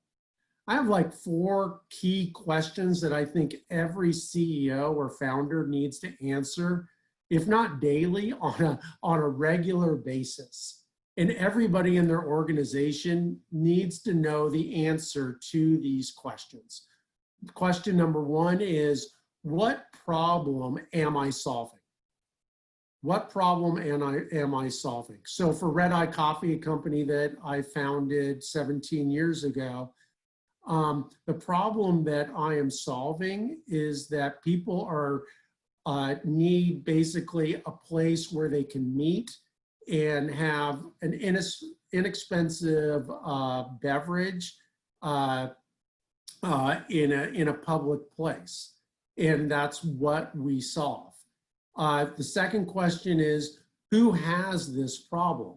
It's critical to know, a lot in marketing, in my background in marketing, we call this our target market. But who has the problem that you are trying to solve, and really honing in on those people. One of the things that I think is death for a lot of companies is they think their product or service is for everyone. And the reality is their product or service is not for everyone. It's a very specific group. The third question that I think that every company needs to answer is, how much are your customers or the people with this problem willing to spend to solve this problem? this is where, you know, are people willing to spend $100 or $10, and then just figuring out, you know, how can I solve this problem in an economical and profitable way that people will pay for? And then the final question is, what is the best way to solve my customer's problem? And Netflix, Reed Hastings figured out the best way to solve it was through convenience, first through mail, and then second through online streaming, where the CEO of Blockbuster was stuck in, hey, we're trying to create the perfect retail store. Similarly, I think it's different for individuals. I think burnout, entrepreneurial burnout, is a very real thing. And this is actually, I've had these 8 things that I actually got from Entrepreneurial Magazine that I think are incredibly helpful and that every entrepreneur should really put into their daily life. So number 1, every day create some me time.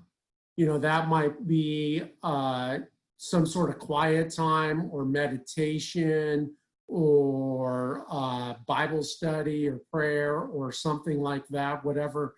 But just something that is selfish for you, that you're not giving out, but you're going into yourself. The second one is exercise daily. This may be a small walk, or for me, it's cycling. But this is so important for longevity. There's so many good things, not just for your body, but for your mind and your soul. Next one is to learn to say no. There's so many good things that you need to say no to, because you can't do all the good things. And if you're trying to do all the good things, you'll miss the best thing. And that's why you have to learn to say no. Number 4 is to learn ways to relax. This is so hard for entrepreneurs because your job is never done, but find at some point to say, my day is over now. Next one is nourish your body, is just, eating right. When I was a new entrepreneur, I used to eat fast food all the time. I gained 50 pounds and it was really, really difficult on me. Number 1, number 6 is have a hobby. Do something that you enjoy. I used to have a saying on every Sunday, my goal was to not accomplish anything for my business. And that was really, really helpful. Also make sleep a priority. When you're not sleeping, you're just not functioning at your top moment. And probably the 8th one is the hardest one, is be in the moment. So many times I've caught myself when I'm with people and I'm thinking about all the things that I need to do, and I miss that moment. And that's so important, not only with your employees, giving them 100% of your attention, but your kids and your spouse, just making sure that you are all there with them. Alex? Thanks for all the great feedback there, Mark. So the next question, small business owners often wear many hats, as you described now. They handle sales, operations, and marketing. So what advice do you have for them to develop their resiliency and leadership capabilities? Yeah, I think that this is one of the hardest things for entrepreneurs to do. I think entrepreneurs, by definition, are extremely capable people. They can do a lot of things, but maybe they don't do all of those things extremely well. I remember when I was starting Element 3, I did everything from marketing to sales to just doing all sorts of different things. And I had created a website and as well, because, hey, who else is going to do it? And somebody on my team said, hey, I've built some websites, maybe I can make it a little bit better. And I was so resistant to allow somebody else to do something. And finally I'm like, okay, here, try, here, build a mirror site. And a few days later, they came back with, at that time, an amazing website. And it was like such a telling experience for me. I was like, wow, there's so many talented people around me that have strengths that I do not have. Like, I'm very good at seeing the future, I guess, where things go, but I'm not very good on the detailed day-to-day things. And one thing that I've learned in my organizations is I need very detailed-oriented people around me to help bridge that gap. One tool that I really have found helpful is Gallup's Strength Finders. They have 4 building blocks of a successful team. And I believe it's coming up on the screen here. And I teach this to all my students. I have found this so incredibly helpful. You need these 4 strengths for a successful team. You need somebody who is a strategic thinker, somebody who can really think through the nuts and the bolts of how to get from where you are to where you are going. You also need somebody who is an executor. It's somebody who gets it done. This is one of my strengths. In fact, at the Jim Moran College of Entrepreneurship, so many times I tell our dean, Dean Fiorito, it's like, if you want to get something done, up and going, like, give me a call. Like, this is what I'm good at. I may not be great at running it or figuring out all the nuts and bolts, but I can figure out how to build a team and make it happen. The next one is you need somebody who's influencing. Breaking the status quo. One thing that entrepreneurs do is break the status quo, and it takes a lot of influence. It's not just a great idea. Just like Reed Hastings was laughed out of the Blockbuster office, that you need to be able to influence people to change their behavior and to change their direction to go with you. And then finally, relationship building.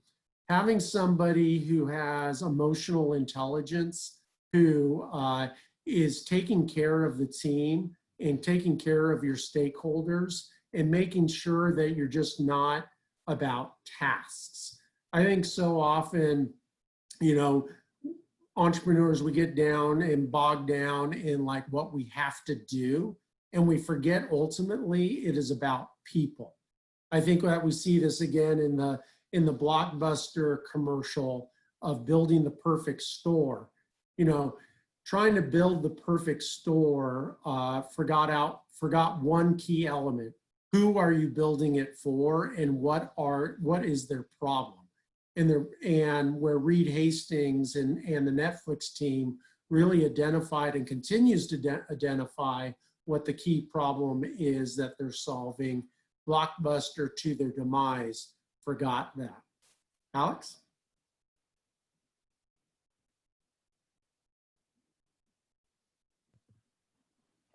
Thank you for that, Mark. Now we want to thank again our plenary session sponsors, Wells Fargo and Memorial Healthcare System. We are going to take our final round of questions from our attendees. Please use the Q&A feature on your device to type in your question for the panelists. Okay, so I'm going to take a look at here because we already have a couple questions for you, Mark, okay? Okay. It says, what specific recommendation do you have for relaxing now while the COVID-19 is increasing so much uncertainty in our personal and professional lives? Sandra, did you say relaxing now? Yes. Yeah, okay, yeah, taking time. I think this is one of the hardest things for entrepreneurs because our job is never done. There's never a time where we just say, hey, there's nothing to do. So there's always something to do. And I think one of the greatest imageries that I've ever heard, and I was just on a plane the other day, and every plane flight, they always say the same thing. If there's in the unlikely event there's a decrease in cabin pressure, masks will drop. And they always say, put the mask on yourself first and then help others around you. And the reality is that if you can't breathe or you're burned out, you can't help others. You can't solve other people's problems. You're not going to be thinking your best.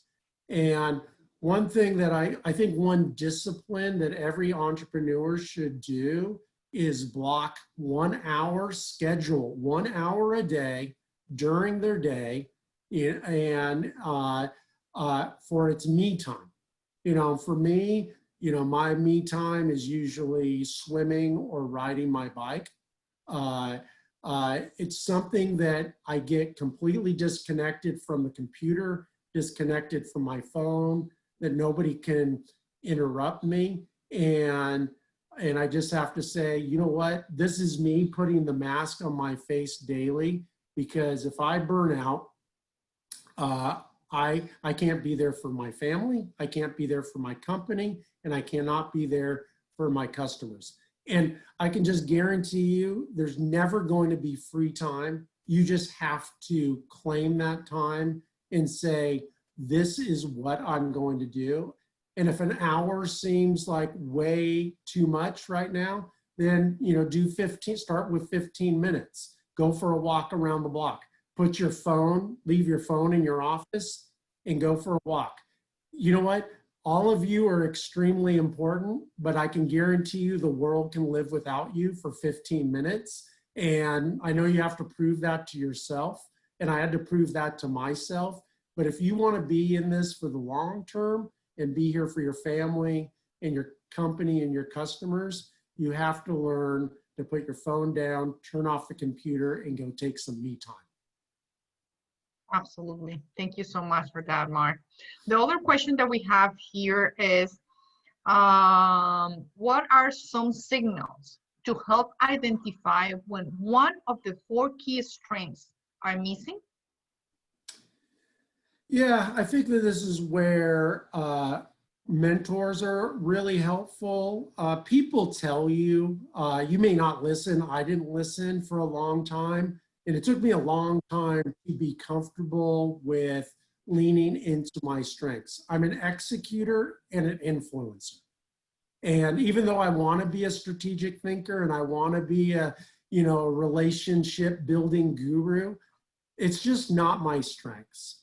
And just leaning into your strengths and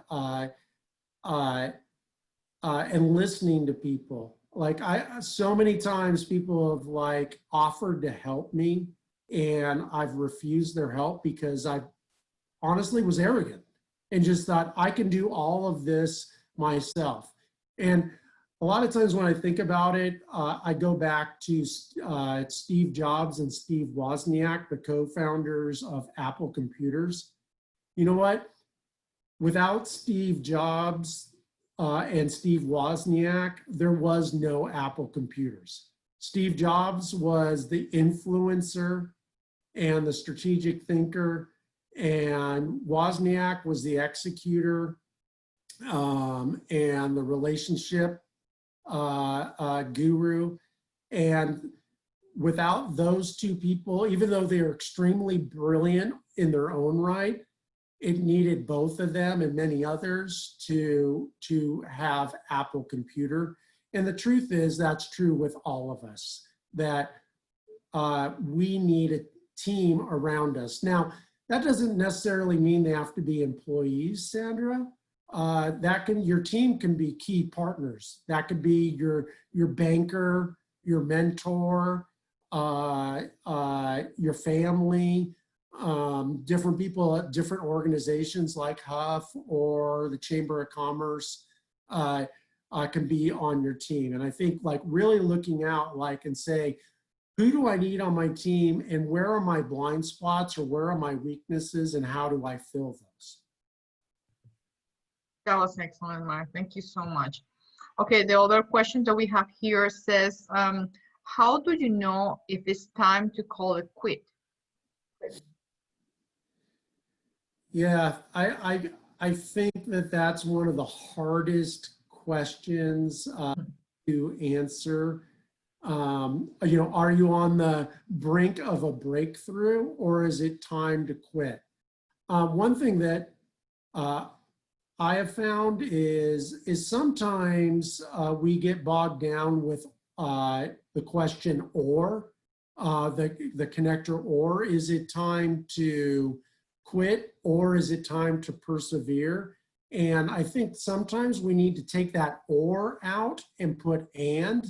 And is it, you know, is actually the right question, is it time to quit and persevere? And what would that personally look like? Well, you know, I just recently did this. I transitioned from being the CEO of Red Eye Coffee. I was a CEO for over 15 years. And I decided, you know what, it was time for me to stop being the CEO, but it wasn't time for me to not be part of it. So I hired a CEO and I became a board member. And now I'm a mentor to the new CEO, Barbie Moro, who's outstanding. And she's doing a great job.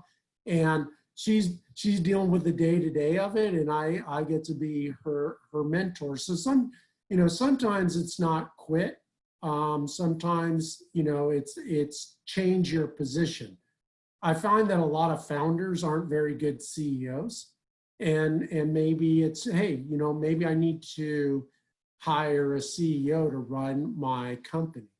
You know, I think if you're completely burned out and you don't have any passion for what you're doing anymore, it may be time to sell or just close the doors. It's hard, but I know a lot of founders and a lot of CEOs that, you know, it's okay. You know, it is okay to quit. And especially if you're not passionate, again, if you're not willing to suffer for it anymore, then stop suffering and go do something else. I agree with that. We have a great question here. It says, I don't have a big budget. Give me 1 second. I don't have a big budget. When I can find affordable quality resources for help to start delegating. Example, building websites, bookkeeping, basic stuff like that. Yeah, and I think this is one of the greatest times, I believe, to be an entrepreneur, because there's so many people who are in the gig economy. So like my CPA is not an employee. It's a person who works for a CPA firm, and they have a side gig where they do accounting for small businesses. And there's so many people out there who are extremely qualified and are willing to do what you need to get done at a fraction of what it would cost to hire an employee. You know, there's so many, one of the great resources that are out there, it's called Fiverr. It's a website, and you can get branding done and, you know, all sorts of different things that would take you a lot of time or money to hire internally, and just sub it out. And I just think that that's such a great way to go about it. One of my another axiom that I have in leadership is for leaders is do only what you only can do and sub everything else out. So if, you know, if other people can do accounting, then why are you doing accounting? You know, and I think, like, if your skill is, if you're the face of your company and you're the salesperson of your company, you need to figure out how you can spend, 80% of your time being the face of the company, getting out there and sub the rest out. And again, looking at all of your professional organizations around you, one of the biggest secrets, I think, in entrepreneurship is there's so many people around you that want to help you. They're just waiting for you to ask. And, again, asking your banker, asking your business association that you're part of, or LinkedIn or whatever, is just, there's so many people around you, and even friends and family are willing to be there. They want to see you succeed, and they'll so many times will help you. That's great. I really like this question, Mark. Speaking for yourself, what is the most important decision you have made as a leader? I think the most important decision that I've made as a leader, and this is going to sound really overly simplistic, is to lead. Leadership is a job. And just like everybody else has a job, you have to do your job. And it was such I remember I was actually at Red Eye, and I was actually pretty frustrated with some of my employees, and they weren't doing their job. And I'm like, isn't it obvious that they need to do this, right? For those of you who own a retail store, and when you go into your retail store, you see things that nobody else sees. And you're like, why hasn't anybody done anything about this? And the reality is, everything rises and falls on leadership, and leadership is your job. And you can't say, why isn't somebody else doing what I want them to do? The question is, what can I do to lead better and do my job in leadership to help lead them to do what needs to be done to fulfill the vision of the future? And again, just taking personal ownership of it and not blaming anybody else, I think is a huge turning point in any company, in anybody's personal leadership.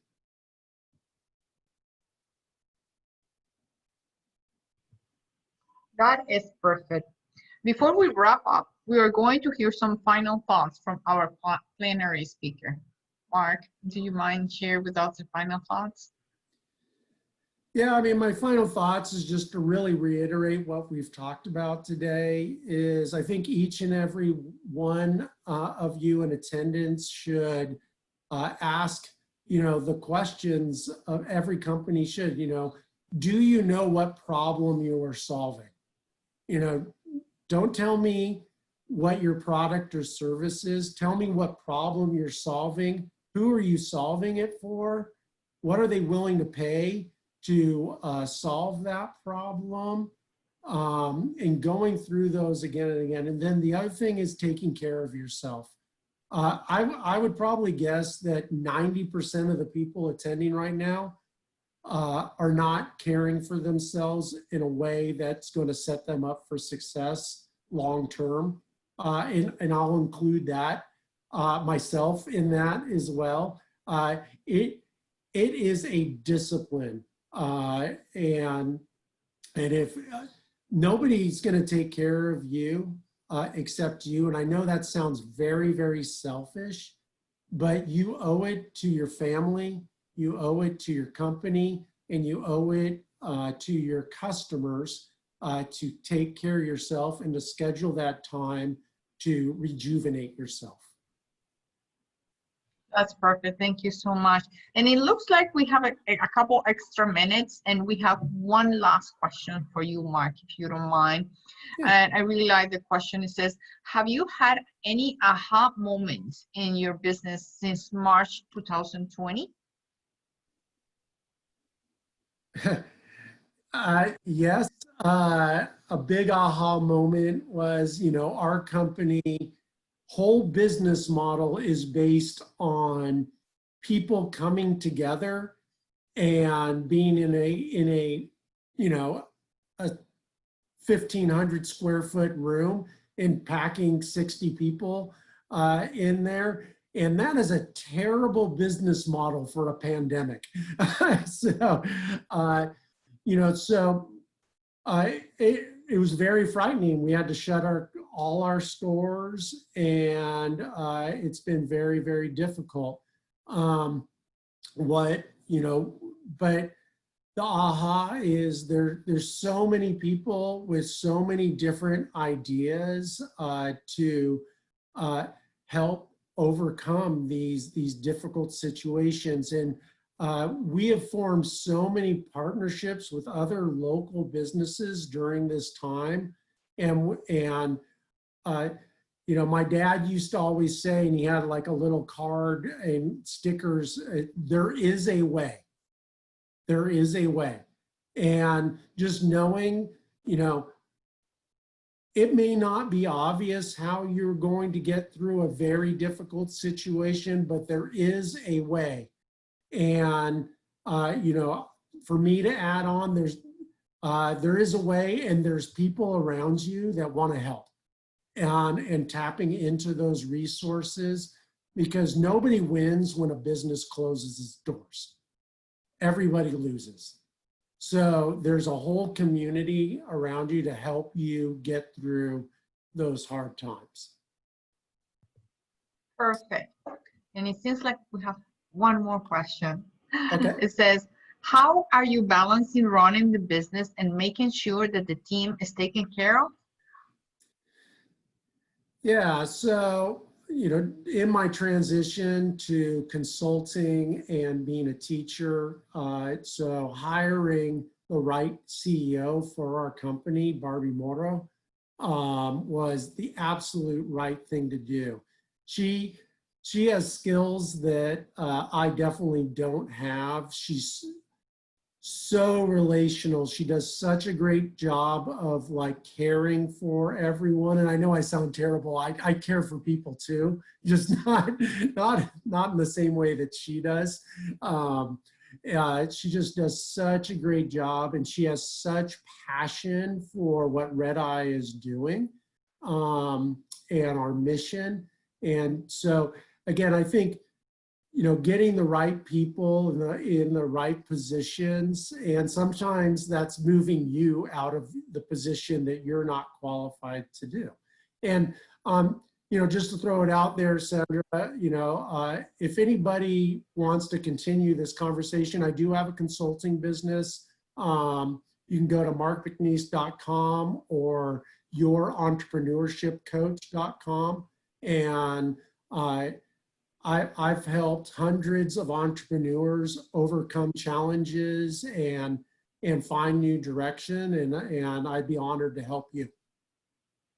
Perfect. Thank you so much for those inspiring thoughts, Mark. It's been fantastic. And now I will turn it over to our plenary co-sponsor, Alex Arrieta, for a Wells Fargo closing remarks. Alex, thank you. Thank you so much, Sandra. And thank you to our plenary speaker, Dr. Mark McNeese, for your insightful presentation. I truly enjoyed it. I hope everyone who participated also enjoyed and learned. We invite you to check out the virtual exhibit hall and stick around for the next workshop that will take place in Spanish, Sales During a Pandemic, What You Need to Know and Do, Ventas Durante una Pandemia, Lo que Necesitas Saber y Hacer, which will start at 11:30. And make sure you register and join us next Wednesday, August 19th, for another round of information, connection, and inspiration. And with that, I thank you.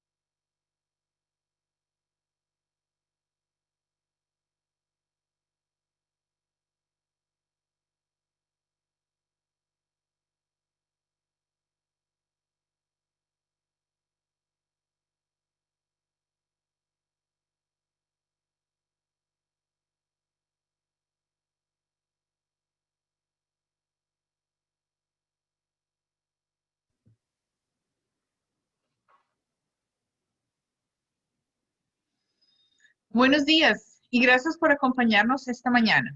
Mi nombre es Sandra Tobón y soy su moderadora para la sección del día de hoy en la Cumbre de Empresarios del 2020. Este es el noveno e-Summit anual y es nuestro primer año trayendo el evento de manera virtual.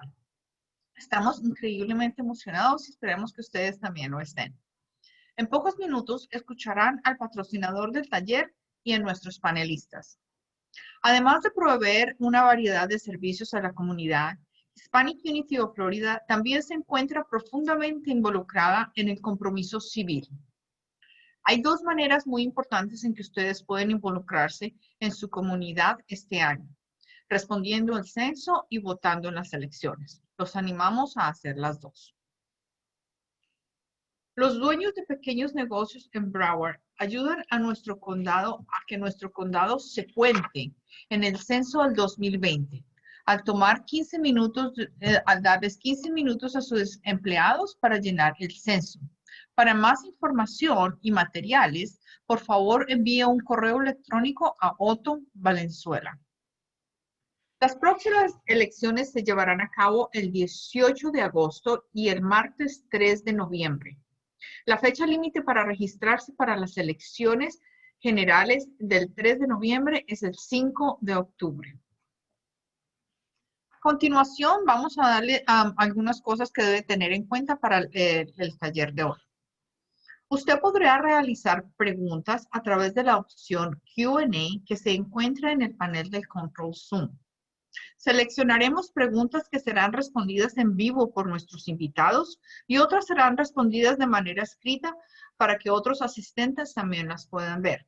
De esta manera, si respondemos su pregunta, todas las personas verán los dos, la pregunta y la respuesta. Este taller está siendo grabado. En 24 horas usted recibirá un enlace para que pueda ver la grabación y también recibirá la encuesta sobre el evento. Por favor, complete la encuesta para compartir con nosotros su experiencia y así ayudarnos a mejorar. Le pedimos en este momento que por favor ponga en silencio su micrófono cuando no esté hablando y sus teléfonos celulares. Y ahora con ustedes el representante de nuestro patrocinador del taller, Isoldi Guzmán, de Synovus. Muchas gracias. Muchas gracias. Mi nombre es Isoldi Guzmán.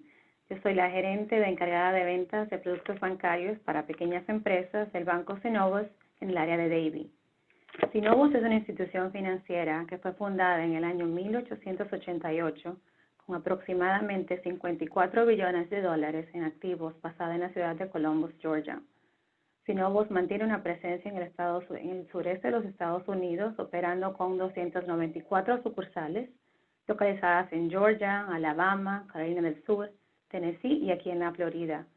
Synovus provee una gran gama de servicios para empresas personales de inversión e hipotecarios.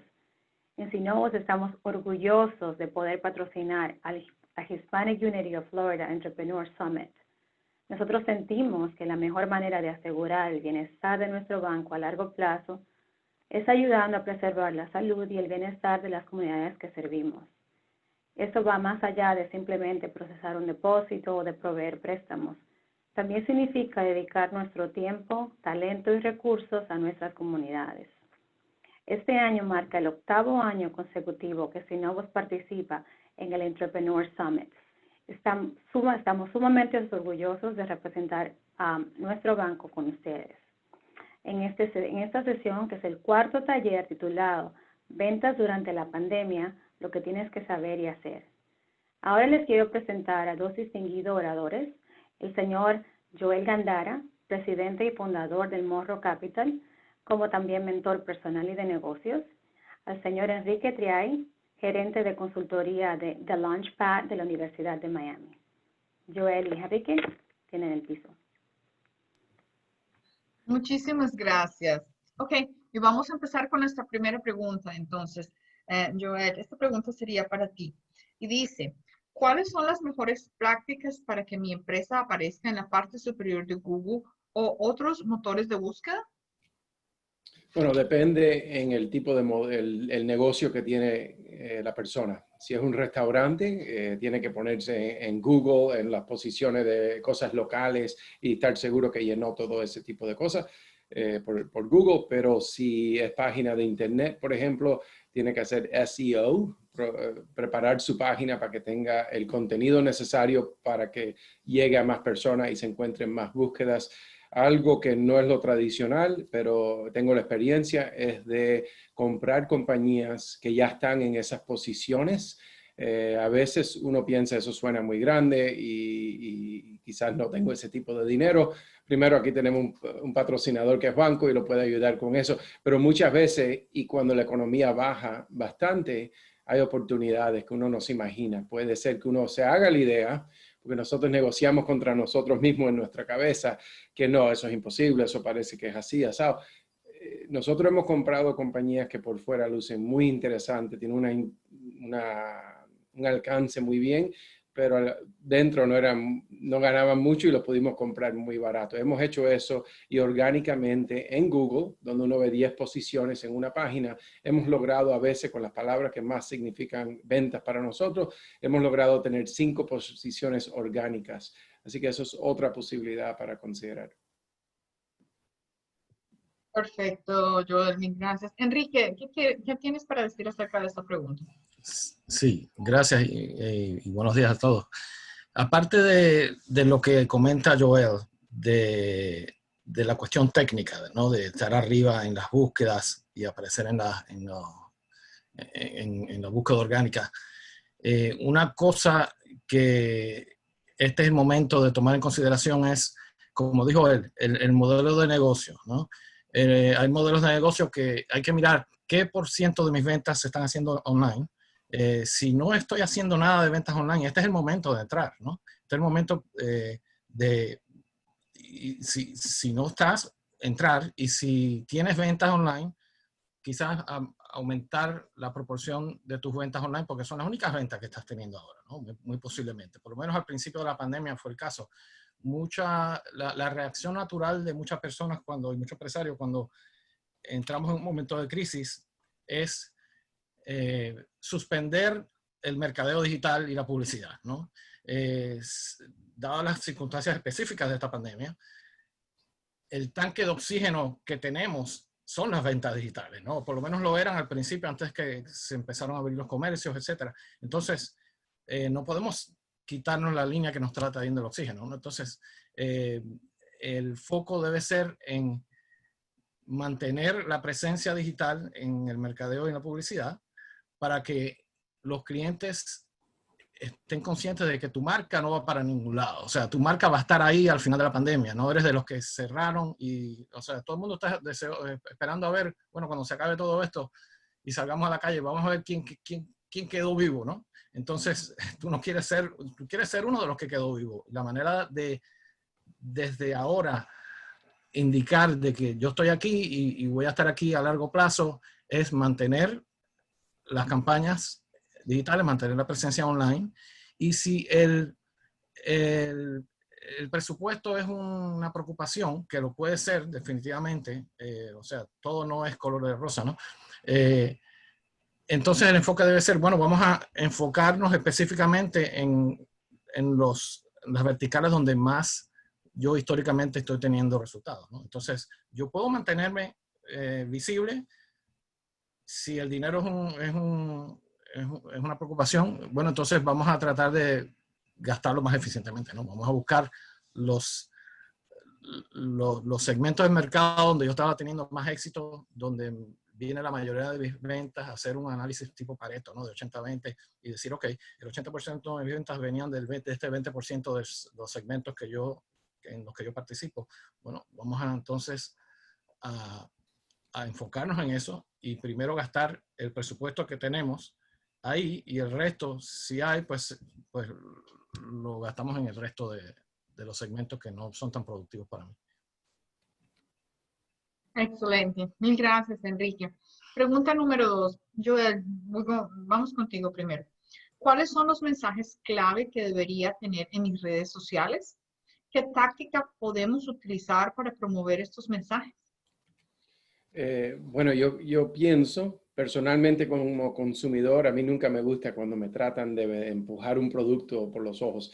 Me gusta que me presenten lo que tienen y me traten de vender una idea, un sentir. Si me siento positivo hacia ese producto, primero me tiene que hacer falta o me tienen que convencer que me haga falta, pero no es ese fuerte vender, vender, vender, forzándolo en el consumidor.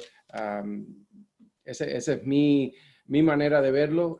También algo muy interesante, más que todo en redes sociales, y he sido coach de compañías que hacen esto, y una en particular que ha vendido, hicieron más de 100 millones de dólares el año pasado en ventas, todo por redes sociales, muy poco email, pero más que todo redes sociales.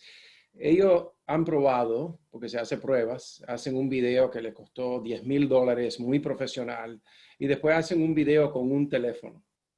Y es lo último que uno se imaginaría. Una campaña de $10,000 que le costó filmar, vendió, no sé, $3 millones. Pero el que grabaron orgánicamente con un teléfono, con un niño caminando atrás y la mujer en la cocina preparando algo, ese vendió $20 millones. Y así me senté con ellos y vimos una presentación de cómo fue todo. Y todo lo que hicieron orgánico, natural, la persona se ve en esa posición y quiere ser parte de esa solución o de ese producto. Ahora, me vienen como lo que uno ve los sábados o a cualquier hora de la noche, si se queda despierto a las 2, 3 de la mañana, lo que están vendiendo, eso es venta, venta, venta, es una transacción. A mí siempre me interesa esa relación con el cliente y viceversa. Como consumidor, me gusta tener esa relación con la marca.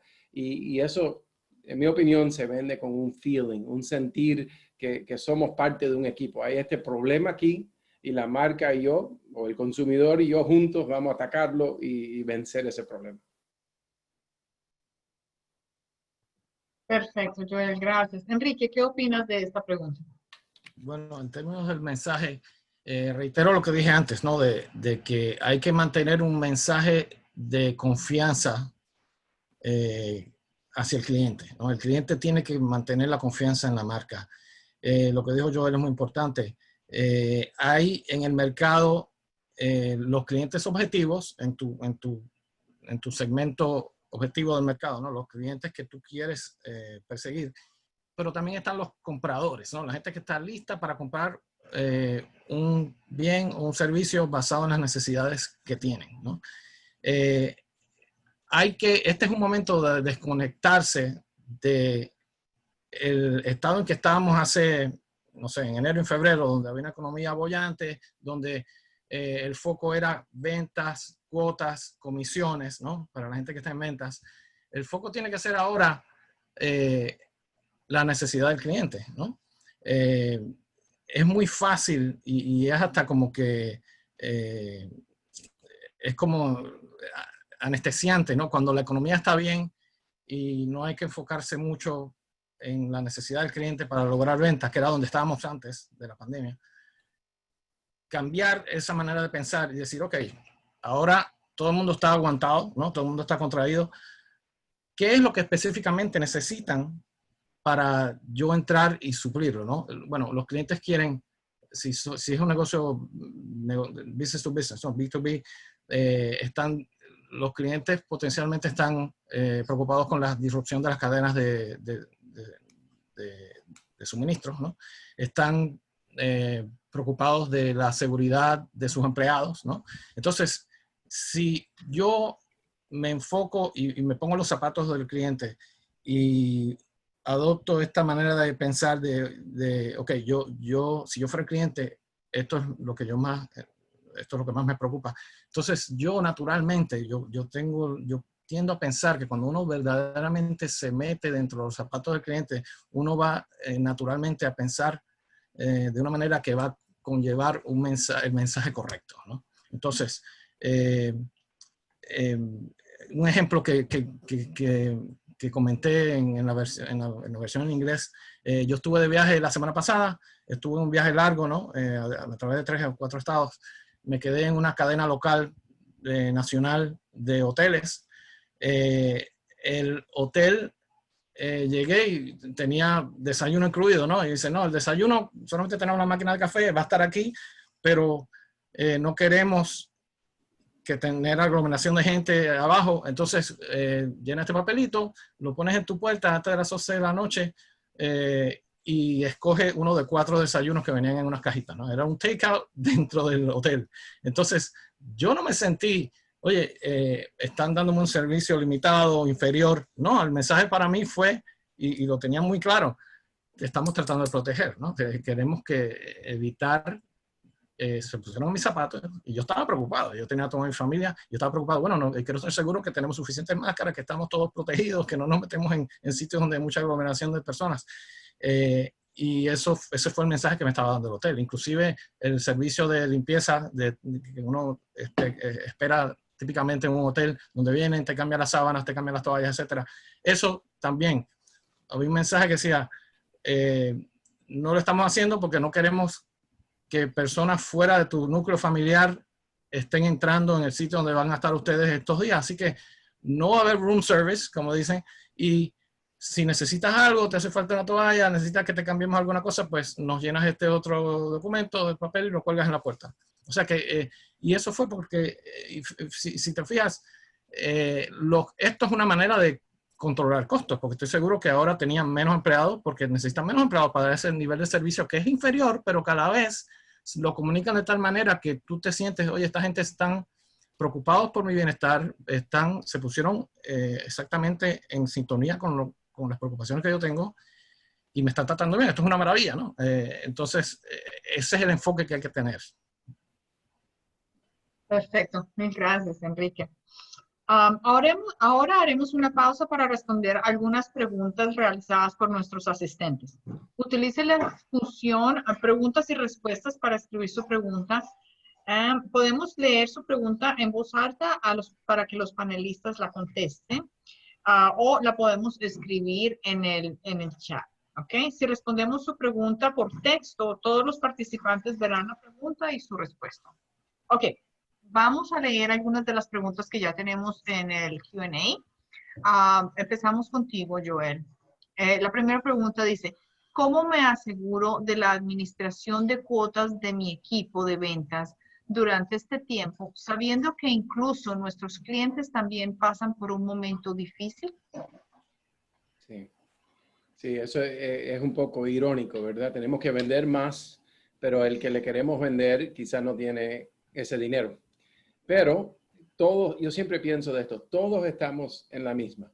La competencia mía tiene el mismo problema. Ahora, ¿quién es el mejor negociante? Me gusta pensar que soy yo. Así que si pienso así, pienso que hay una solución. Y eso depende por industria, por negocio, por barrio, depende por muchas cosas en lo que uno esté metido, pero no van a quebrar todas las empresas, ¿verdad? No todos vamos a estar viviendo abajo un puente y en la calle. Así que hay soluciones. Creo que cuando aceptamos esa realidad y aceptamos la responsabilidad que es nuestra de encontrar la manera, la podemos conseguir. Ahora, yo no puedo darle una respuesta ahora mismo que le puede cubrir al mundo entero. Esa es la solución. Depende en esa misma situación que tiene ese empresario, cuáles son los retos, cuáles son las oportunidades. Pero yo desde niño siempre pensé, porque aprendí que muchos millonarios se hicieron durante la Gran Depresión en el año 29 y los años que siguieron después de que chocó la bolsa de valores. Y siempre he estado buscando este tipo de oportunidades. Hay personas que ahora se están cerrando y contrayendo, diciendo, no hay ventas, déjame limitar mis horas, déjame limitar esto, lo otro. Y quién sabe, quizás hubieran crecido las ventas, porque el vecino al lado que está en la misma pensó igual. Así que a mí me gusta siempre pensar un poquito diferente fuera de la caja y ver si encontramos las soluciones. Y de ahí, ahora técnicamente no respondí la pregunta en qué debe hacer, pero si viene de esta manera de pensar, creo que va a estar más abierta la persona a considerar otras opciones que le pueden ayudar en eso. Absolutamente. Muchísimas gracias, Joel. Enrique, ¿qué opinas de esta pregunta? Bueno, en términos de qué hacer ahora que ya estamos en la tormenta, pues depende de cómo estamos al momento de entrar, ¿no? Entonces esto me recuerda a mí y muchos de nosotros posiblemente crecimos en países hispanos, ¿no? y me hizo recordar la famosa fábula de la cigarra y la hormiga, ¿no? En donde cuando las cosas estaban bien, la cigarra estaba cantando con su guitarra y estaba comiendo y bebiendo, mientras que la hormiguita estaba trabajando y guardando su dinero o su comida, ¿no? En el nido para cuando viniera un tiempo malo. Después llega el tiempo malo y la cigarra está tocando la puerta, ayúdame que no tengo que comer. Entonces, obviamente, hay la gente aprende durante las crisis. Como dijo Joel, presentan oportunidades que puedes capitalizar de manera espectacular, ¿no? En muchos casos. Entonces, si tú eres la hormiguita que estaba listo al momento de la pandemia comenzar y de la contracción del mercado y tenías cierto colchón, ¿no? Financiero para poder, por ejemplo, volviendo a la pregunta anterior, mantener tus presupuestos de mercadeo digital, etcétera, o para poder aumentar, o para poder tener un menor una menor cantidad de ventas por un periodo limitado, tratando de contestar la pregunta específicamente, ¿cómo repartir las cuotas? Bueno, si nosotros esperamos un decrecimiento de 10% en las ventas en este proceso, pues si es cuotas, y yo basando mi experiencia anterior, ¿no? en tecnología, con compañías grandes, las cuotas se disminuyen, yo las disminuiría proporcionalmente basado inicialmente, por lo menos en lo que se espera en el mercado, pero hay que mantener el foco de que hay compradores en el mercado, hay gente que está lista para comprar. El país entero no está en recesión hasta cierto punto, hay bolsillos de relativa prosperidad, ¿no? en algunos sitios donde no ha habido tanto, no ha estado tan afectado o tan afectada la economía. Entonces hay que enfocarse en dónde están los compradores más que tratar de venderle a alguien, ¿no? Nuevo, o tratar de venderle a alguien que ya estaba recibiendo mi mensaje a través de las campañas que yo estaba haciendo, pero que no necesariamente me estaba trayendo las ventas. Entonces, hacer un análisis, quizás una manera de repartir las cuotas sería hacer un pareto para cada uno. Me imagino la persona que hizo la pregunta tiene un grupo de ventas. Yo miraría a cada representante de ventas, hacer un 80-20 de dónde es que viene el 80% de tus ventas, enfócate en esos clientes, ponte en sus zapatos, investiga exactamente qué es lo que necesitan y vamos a ver cómo le damos mejores términos. Hay que ser flexible un poco con el precio de las cosas. Yo he visto ofertas, yo me enteré el otro día, hay una oferta, yo tengo que poner mi carpa en la casa, ¿no? Para las termitas, y no lo había hecho, lo iba a hacer justo antes de irme en el viaje. Ahora resulta que están, me pareció una cotización de como un 30% de descuento, ¿no? O sea, hay oportunidades y hay gente que está Claro que sí. modificando sus precios para mantenerse vivo, ¿no? Durante este periodo. Totalmente de acuerdo. Gracias, Enrique. La otra pregunta que tenemos dice, mi empresa consiste de solo una persona. ¿En qué cosas clave debo concentrarme para aumentar mis ventas? Joel, ¿quieres decir? Enrique usó el ejemplo del Pareto, que 80% de tus esfuerzos, o viceversa. A veces uno encuentra que con 20% de sus esfuerzos entra el 80% del dinero, ¿verdad? Algo que yo he encontrado, y más que todo cuando un negocio es muy pequeño y comenzando, es que las personas, y esto pasa en todo, de verdad pasa en muchos negocios, y es que las personas se sienten que están ocupadas. Metieron ahí todo el día 8 horas, 10 horas, 12 horas. Pero mi pregunta es, ¿qué produciste? ¿Qué produjiste? ¿Qué se hizo en esas 8, 9, 10, 12 horas? Más que todo cuando uno es nuevo, pero siempre creo que es el caso. Todo lo que estás haciendo debe estar entrando dinero inicialmente, claro. Después hay branding y crecer la marca para el plazo largo, pero inicialmente todo debe ser actividades que entran dinero. Y me gusta tener ese como un filtro. A ver, ¿qué hiciste hoy? Esto, lo otro. Ok, ¿cuáles de esas actividades van a tener un impacto a final de esta semana, a final de este mes, que entraron dinero? Porque hay muchas cosas que los dueños de negocios se ocupan con cosas que yo digo que son boberías. No entiendo eso. Primero, mira, hay muchas cosas que, aunque sea una persona el dueño y el negocio entero, uno es el CEO, ¿verdad? El director del negocio, también es el que saca la basura, sea lo que sea. yo creo que uno debe enfocarse lo más que puede en ese nivel de CEO, de líder del negocio, y en qué haría el CEO de una compañía competitiva conmigo, ¿verdad?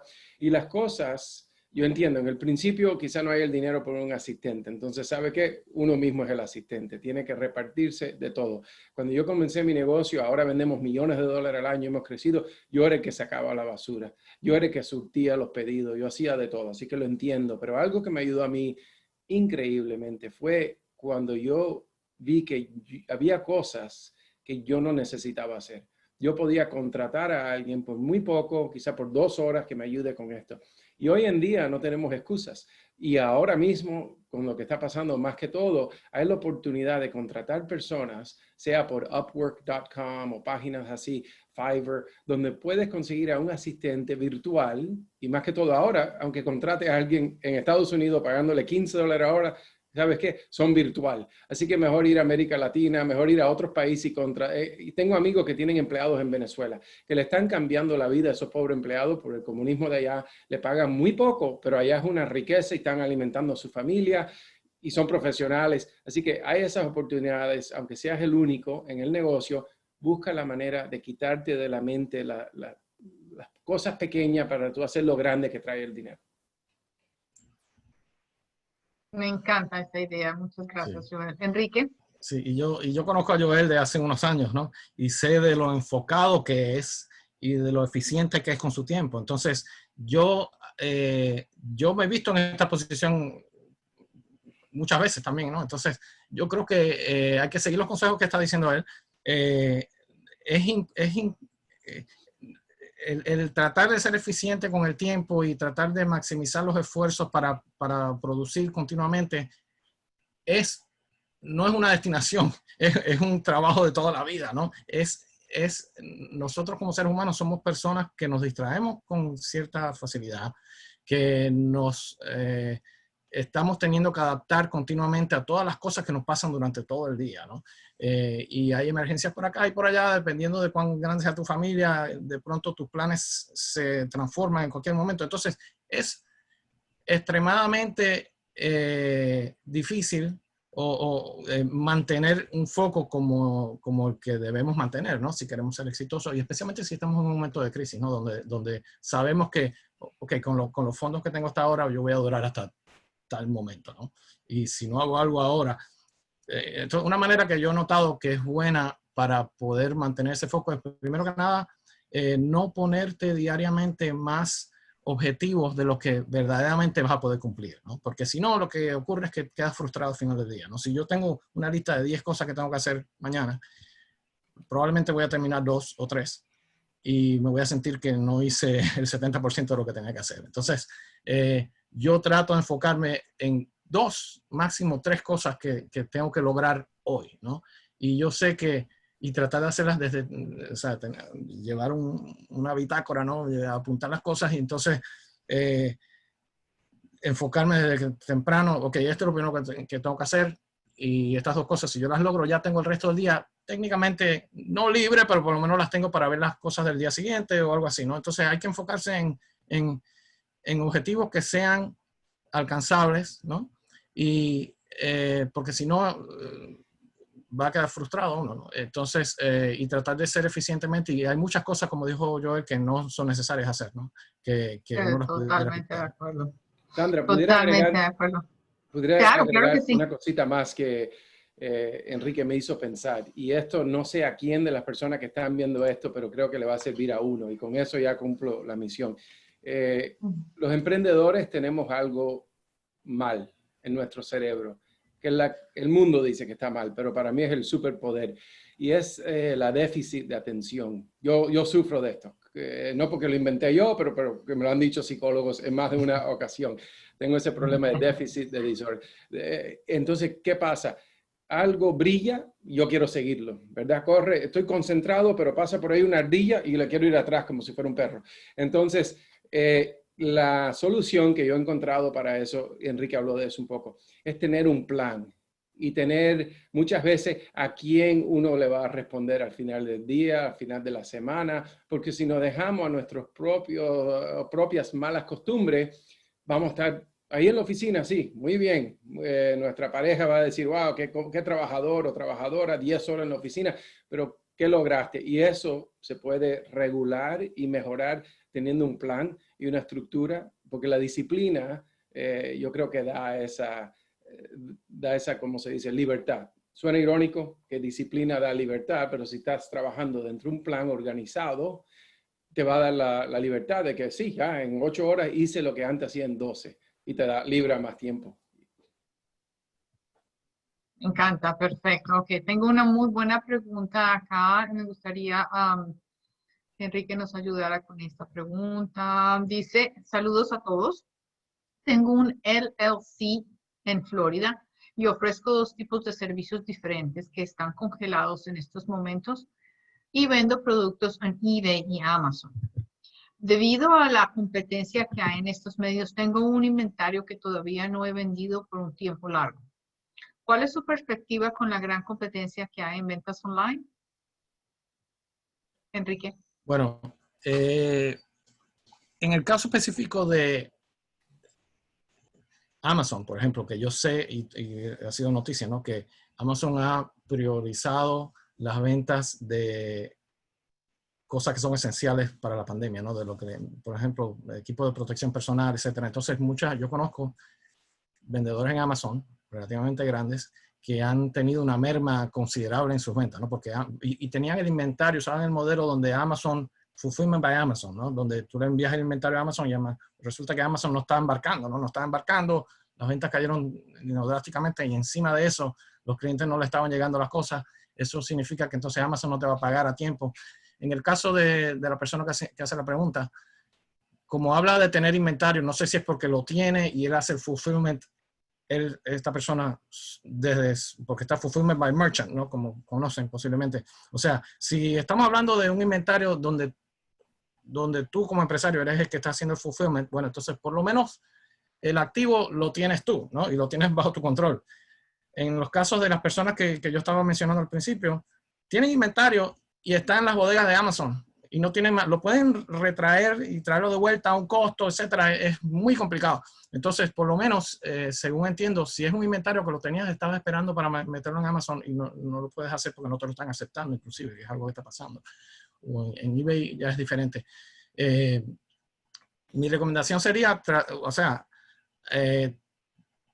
tratar de ver, o sea, hay mucha, la competencia, no sé si esta persona, la respuesta no la puedo tener muy clara porque no sé si ya él tenía una tienda online, ¿no? Si tiene la tienda online, Ok. quizás la manera entonces, y esa tienda está abierta, entonces obviamente porque la controla él o ella, pues yo me enfocaría en tratar de hacer mercadeo digital para atraer más tráfico a esa tienda. También está la opción obviamente obviamente siempre hay una opción de liquidación, ¿no? O sea, yo no sé qué cantidad de inventario estamos hablando, etcétera, pero siempre existe, y yo cuando en el Jim Moran Institute, que es uno de los auspiciadores, yo hablaba en el programa de ellos anual, yo daba una conferencia sobre estadística financiera, ¿no? Entonces hay un ratio que tiene que ver con cuán rápido yo convierto mi inventario, ¿no? Los inventory returns.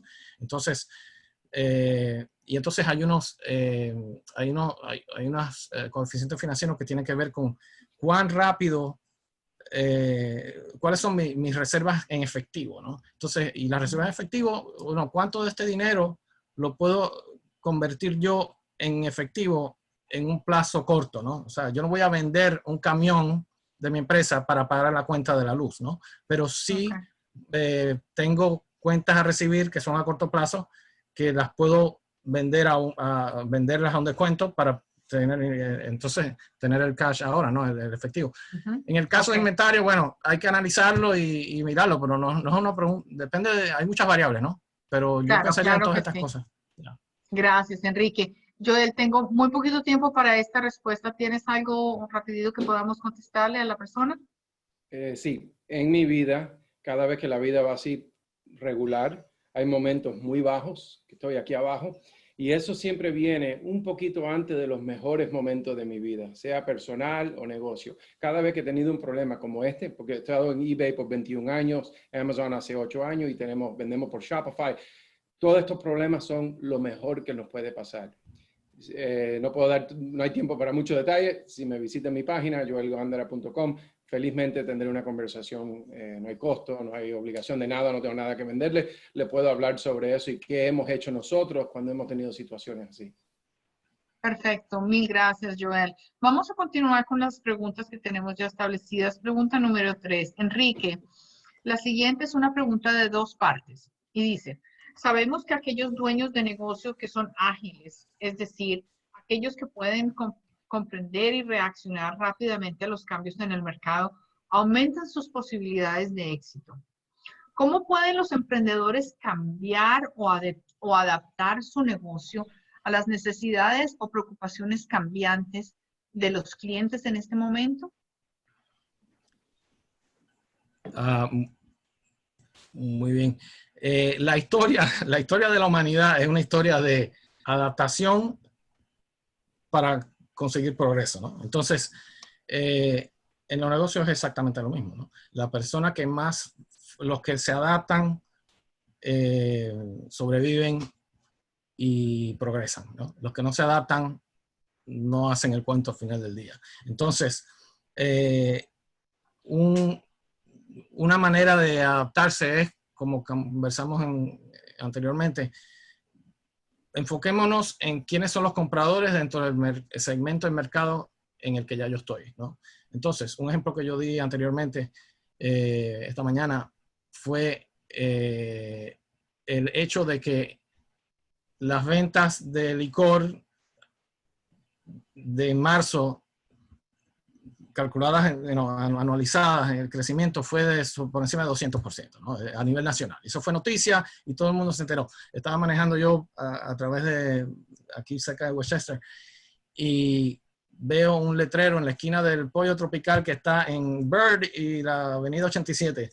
Un letrero gigantesco que decía, con Pollo Tropical, vino y cerveza con tu comida, ¿no? Te lo entregan afuera y te lo llevas. Entonces, yo nunca había escuchado que Pollo Tropical tenía vino y cerveza. Bueno, esta es una empresa que obviamente se adaptó muy rápido, vio lo que estaba pasando en el ambiente y dijo, ok, vamos ahora, o sea, a solucionar los problemas o sea, si todo el mundo, y también se aprovecharon de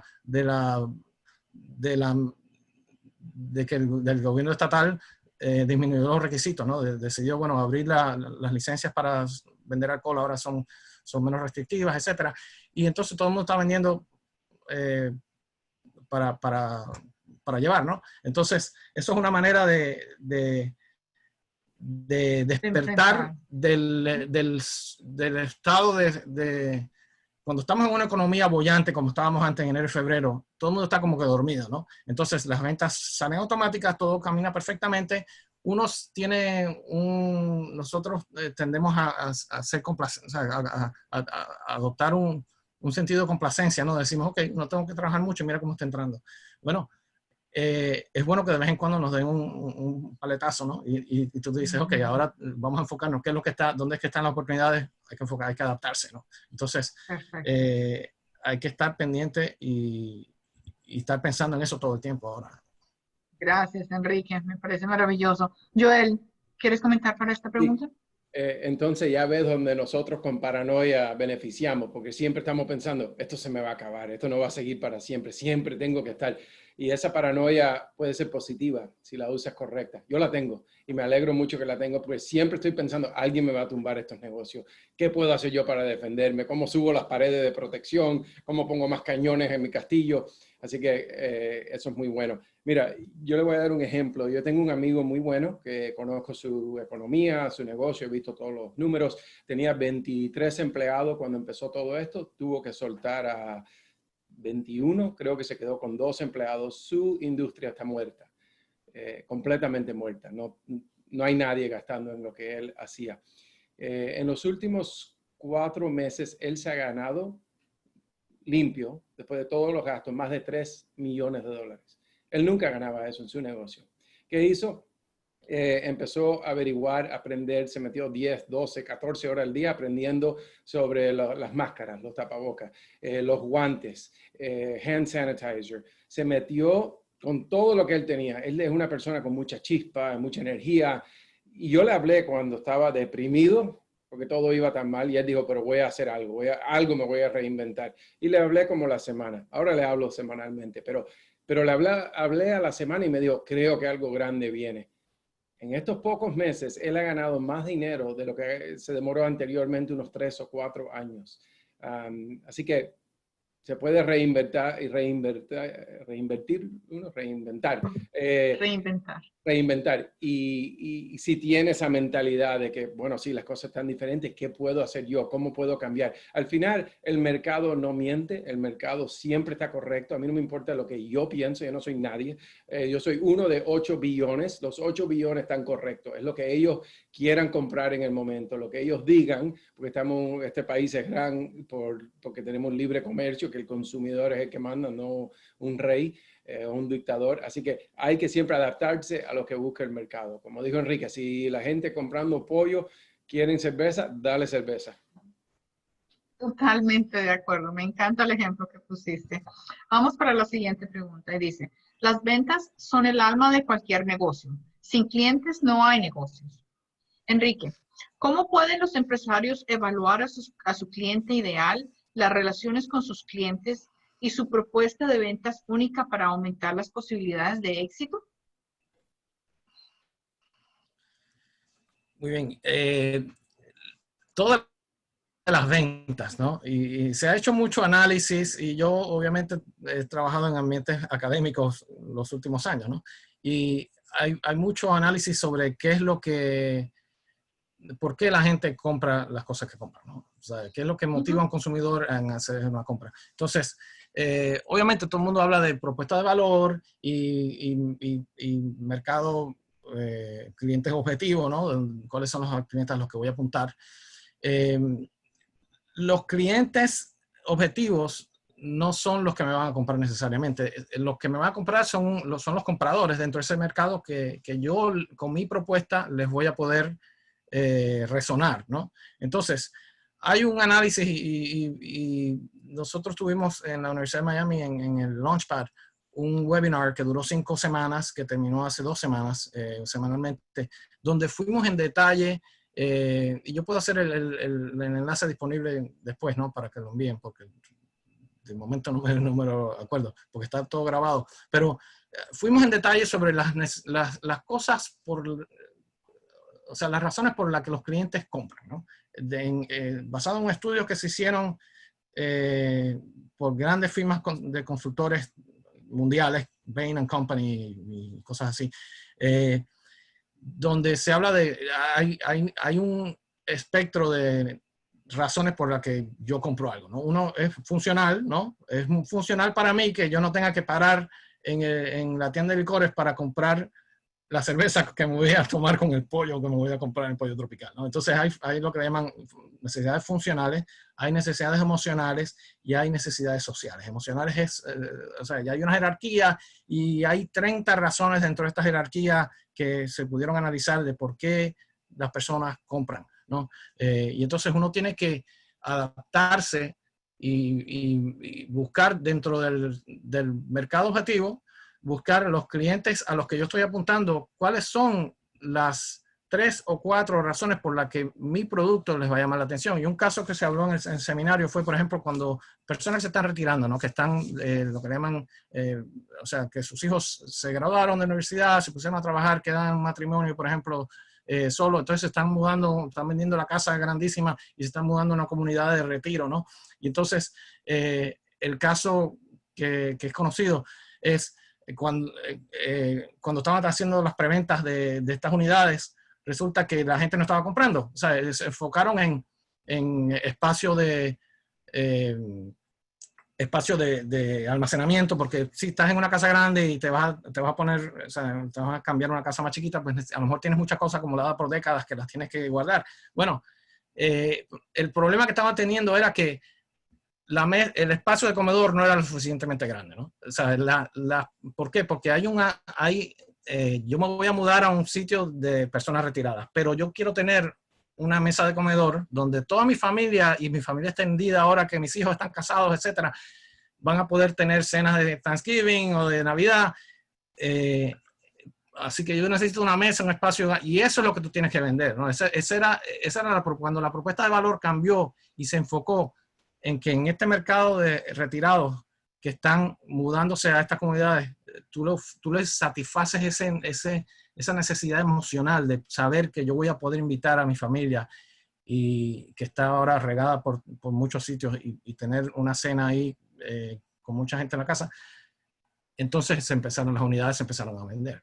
Entonces, eso es lo que hay que mirar, ¿no? Las necesidades específicas y puede ser funcionales, emocionales o sociales, ¿no?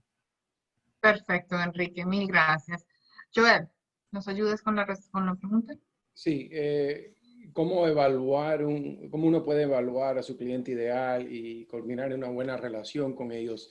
Abro eso a extenderlo a no solo evaluar el cliente ideal, pero el producto ideal, porque ahora han cambiado las cosas. Entonces, como dije más temprano, ¿qué le podemos ofrecer al cliente que antes no lo ofrecíamos? Yo creo mucho en relaciones. Para mí nada es una transacción. No me interesa, no me meto en negocios de transacciones, es relaciones, crear algo al plazo largo.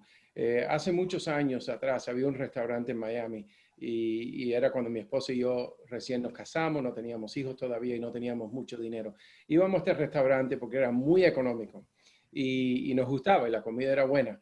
Pero había algo que siempre me molestaba, y es que el dueño siempre estaba detrás del mostrador, así recostado y solo mirando a la clientela. Y nosotros entrábamos 2 veces a la semana, y ese hombre jamás nos saludó. Las meseras nos saludaban, los empleados nos saludaban, ya nos conocían. Íbamos ahí 2 veces a la semana. Y siempre me molestó que ese dueño no me saludaba. Y no es por ego ni nada, pero contra, si te estamos dando negocio, saluda. Hasta yo a veces lo saludaba, hola, y no le interesaba. Bueno, un día, no debe ser sorpresa, dejamos de ir. Y ya, nunca regresamos de nuevo. La semana pasada, mi esposa y yo estábamos en un restaurante y el gerente de ese restaurante, otro, no es el mismo, vino a la mesa y nos dijo, les quiero agradecer, les agradezco mucho, les quiero dar las gracias que vinieron y que nos están apoyando en un tiempo tan difícil para nosotros. Son muy importantes para nosotros. Yo nunca he visto a ese señor, yo no he ido tantas veces a ese restaurante, pero créanme que ese señor en ese momento ganó un cliente de por vida, porque la manera que me hizo sentir al entrar, a estar ahí, es más, yo hasta quería pedir más, quería ver el menú, a ver qué me llevo para darle más negocio, para apoyarlos más. Y la próxima que yo esté en el área y tengo que decidir entre este o este, ya saben a dónde voy a ir. Correcto. Excelente. Y si puedo, me recordé algo ahora que mencionó Claro. un poquito sobre comida, que lo mencioné más temprano esta mañana. En términos del producto ideal, hay muchos productos ideales. Lo que dice yo no es muy importante, la relación es súper importante, ¿no? Y el ejemplo al que apunté a las personas que vinieron más temprano es hay un TED Talk de Malcolm Gladwell del año 2004, creo que es 2003, que tuve que hacer referencia a él ayer porque estaba hablando con un entrepreneur de la Universidad de Miami, que es parte de la administración hoy, que es una persona que desarrolló este producto que es comestible, que lo consigues en el supermercado, y estábamos hablando de la consistencia del producto y es una cosa un poco innovadora, etcétera. Y quedamos, yo le dije, tienes que hacer, y es lo que siempre ponemos énfasis en los programas que yo he desarrollado en los últimos 10 años. Entrevistar al cliente, averiguar por qué estás comprando este producto versus este otro. Hay que hacer ese análisis, esa cantidad de encuestas y entrevistas a través de focus groups puede ser, y tratar de encontrar las razones por las que la gente compra los productos. Entonces, en el caso del TED Talk en 10 segundos, básicamente en los años 70 solamente había la salsa de tomate, la salsa marinara, ¿no? Era estilo italiano, que no es el estilo que hoy tenemos salsa, lo que le llaman chunky, ¿no? Que es más gruesa, y tenemos lo que es spicy, ¿no? Con más especia, ¿no? Entonces, eso salió todo de un estudio que hubo en los años 70 de una persona que trabajó con muchas marcas en comida que hizo un análisis después de entrevistar a miles y miles de personas y recopilar toda la data, y encontraron que después de haber hecho todas las iteraciones de más ajo, más dulce, más salado, menos salado, más espesa, menos espesa, más pedazos grandes, menos pedazos grandes, y después hicieron todo este análisis y encontraron que no hay un producto ideal. Estaban tratando de encontrar cuál es el producto ideal para el mercado que yo estoy apuntando. No hay un producto ideal, hay muchos productos ideales. Entonces, si tú eres capaz de analizar toda esa data, en vez de hacer mil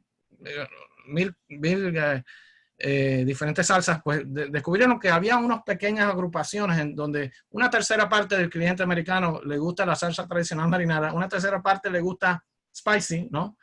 Y la otra tercera parte le gusta lo que es chunky ahora, ¿no? Entonces, todos caen dentro de ese espectro, los demás variables no son tan importantes. Entonces, si uno puede analizar la data y encontrar, la única manera de hacerlo es hablando con el cliente, ¿no? Y haciendo encuestas. Claro que sí. Gracias, Enrique, mil gracias. Vamos a pasar otra vez a preguntas y respuestas de los atendentes, de los que están atendiendo el seminario hoy. Y primero queremos darle las gracias a nuestro patrocinador del taller, Synovus. Ok, vamos a tomar, tenemos pocos minutos, vamos a tomar dos preguntas que son muy interesantes de nuestros asistentes. Ok, una de ellas sería, ¿qué tan preparados estaban los pequeños negocios en el sur de la Florida para enfrentar la crisis? Joel, you wanna go? ¿Quieres ir? Eso lo respondí ahí en texto, pero no sabía que se iba a preguntar. Eso depende en el individuo. Uno aprende cuando la vida le da golpes. En el 2008 yo perdí mucho, todo lo que había ahorrado toda mi vida, y juré que esto nunca me iba a pasar. Y hoy estoy listo para comprar, sea edificio, estamos buscando cosas, esperando que bajen los precios, comprar negocio, estamos ahora negociando con varias oportunidades. Eso depende de uno. Si no está listo esta vez, bueno, el mejor momento, si uno necesita sombra hoy, el mejor momento para haber sembrado ese árbol fue hace 10 o 15, 20 años. El segundo mejor momento es hoy. Claro, nos va a demorar que crezca el árbol, pero vamos a estar listos para la próxima. Así que eso lo tiene en control cada uno. No importa lo que pasó afuera, eso es bulla. Es lo que uno ha hecho para prepararse. Me encanta la respuesta. Enrique. Sí, o sea, en términos de ver quién está o no está, o sea, cuán preparados estaban, eso lo vamos a saber cuando salgamos todos a la calle, ¿no? Y las cosas vuelvan a la normalidad. Por ejemplo, leí una noticia recién que un restaurante de 43 años aquí en el oeste de Miami, Río Cristal creo que se llama, está cerrando ahora después de tantos años. Mucha gente, yo la verdad que creo que alguna vez fui, me quedaba un poco lejos, pero yo estuve recientemente en el shopping center cerca aquí de mi casa y también vi ya cambio en los negocios que están allí, algunos que no están. O sea que no es tanto, la pregunta quizás es más, ¿cómo puedo estar yo preparado, no? Para que, y es lo que dice Joel, ¿no? Hay que ser la hormiga y no la cigarra, ¿no? En el momento en que las cosas estaban bien, es el momento de armar, de preparar el colchón, ¿no? Para cuando las cosas vayan mal. Yo tuve un año muy malo también, en 2011 por ahí, fue un año muy malo para mí. Y yo aprendí una serie de lecciones que las apliqué ahora, en marzo, cuando esto cambió. Y gracias a eso, pues estoy mejor de lo que pude haber estado si no me hubiera tenido esa mala experiencia, ¿no? Hay un video famoso de Michael Jordan que sale donde habla y es un video de Nike de un par de minutos, 1 minuto y medio, y habla de todos los tiros libres que falló, todas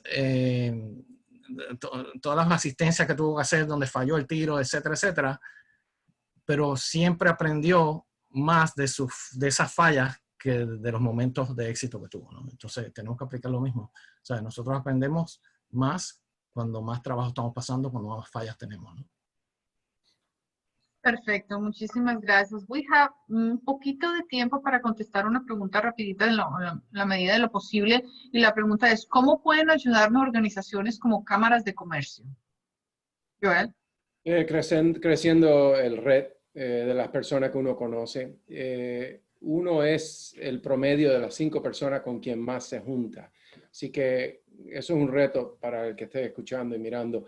¿quiénes son los 5 que lo están influenciando a usted? ¿Es alguien positivo y que ha hecho todo lo que uno quiere lograr hacer en la vida? Entonces, eso, por la ley de atracción, uno va a subir a eso. Si uno está con personas negativas y que no logran nada en la vida y tienen hábitos malos, uno va a ser así. Así que una cámara de comercio, si está con personas positivas, y de ahí hay otras organizaciones. Por ejemplo, yo estoy en una organización EO, Entrepreneur Organization, tenemos más de 200 miembros aquí en el sur de la Florida. Ahí estoy con personas que han vendido hasta $1 billón y son amigos míos, y entonces eso me abre la mente y me hace pensar diferente. Yo siempre estoy tratando de buscar cómo elevar la influencia que me da el mundo a mí, y escojo eso. No veo los noticieros, no veo cosas negativas, me junto a esas personas. Así que Cámara de Comercio es un ejemplo perfecto para lograr eso. Perfecto. Enrique, tenemos muy Sí. poquito tiempo. ¿Qué le Sí. dirías tú a esta persona? Bueno, el networking, ¿no? Es súper importante. Mucha gente está ahora mismo en sus casas, están más, teniendo más tiempo online. Entonces, LinkedIn es una buena manera de hacer conexiones, tratar de conectarse con gente que está en tu industria, etcétera. O sea, es el desarrollo de lo que sé yo, es muy importante. El desarrollo de las relaciones a largo plazo, eso es lo que te va a sacar adelante. Entonces, este es un momento bueno para hacer eso porque la gente todo el mundo está buscando cómo conectarse y todo el mundo está encerrado. Entonces, este es el perfecto momento para, si había una persona que hace 6 meses no lo has conectado porque no lo has visto, porque no estás en las mismas reuniones que antes ibas, pues ahora llámalo o conéctate por LinkedIn. Las cámaras de comercio son un sitio excelente para hacer este tipo de cosas y ahora mismo se están yendo mucho online. Es importante también en estas conexiones cuando uno las hace y si tú sabes que no son buenas, basado en el promedio de las 5 personas que dijo yo, que es muy interesante, salte de esas relaciones. Si entras en una relación que tú crees que va a ser buena, pero date cuenta rápido que no te va a funcionar. Entonces, no te quedes anclado en relaciones que no te van a proporcionar o que te van a hundir, ¿no? Y date cuenta de esto rápido. Si vas a fallar, fallas rápido, básicamente. Gracias, muchas gracias. Ok, ahí empezamos, vamos a ir a reflexiones finales. Joel, ¿qué reflexión tienes para nuestros asistentes? No están solos, ya se sienten que están, pero hay otras personas, muchos por ahí que se sienten igual y es solo, yo no sé, yo creo que las personas negocian contra ellos mismos, piensan, sí, me encantaría hablar con esa persona, conocer a pero no, qué raro si le escribo, ¿qué tienes que perder? Si hoy estás aquí y conseguir esa relación y ese contacto te va a subir aquí y vamos a decir que le escribe y te dicen, no tengo tiempo, no bajas, estás en la misma, así que ¿qué riesgo más bueno? Donde puedes ganar, pero no puedes perder. Así que contacta personas, aprende a abrir ese mundo para mejorarse a uno mismo. Gracias, Enrique. Sí, y como comenté ya más temprano hoy, hay un video que me gusta mucho que está en globify.com, que yo lo presentaba como parte del currículo de un programa que teníamos en Broward College cuando yo estaba allí. Y habla de que en el emprendimiento exitoso, lo más fundamental es tener la perspectiva, o sea, en el meollo del emprendimiento exitoso está la perspectiva precisa sobre las razones de la insatisfacción humana, ¿no? Entonces, si nosotros nos hacemos expertos en las cosas que hacen la vida más difícil, en la medida que nosotros podamos hacer eso y hacerlo mejor, nosotros tenemos las mayores oportunidades de ser exitosos, ¿no? Tratando de solventar esos problemas, ¿no? Y esas insatisfacciones. Entonces, ese es el mensaje que yo le daría a todo el mundo, ¿no? Estamos en un gran momento de insatisfacción humana ahora mismo, ¿no? Está todo el mundo deprimido, las cosas no están yendo necesariamente bien a corto plazo. Bueno, este es el mejor momento para entender desde la perspectiva interna de uno inclusive y de las personas que te rodean y de los contactos que tienes y con los que te tienes que seguir relacionando y conversando las cosas que están pasando, te vas a hacer más y más un experto en las razones porque la gente está triste o insatisfecha y eso te va a abrir las puertas y te va a hacer pensar y te va a dar el golpe Claro que necesitas para salir adelante. Para salir, perfecto. Mil gracias a todos por sus reflexiones inspiradoras. Y ahora, Isolde Guzmán, de voz patrocinador del taller. Mil gracias. Gracias a todos, gracias a nuestros panelistas, Joel Gandari y Enrique Triay, por su inspiradora presentación. Los invitamos a visitar nuestra sala de exposición virtual. También asegúrense de registrarse y de acompañarnos el próximo miércoles 19 de agosto para otra ronda de información, conexión e inspiración. Muchas gracias.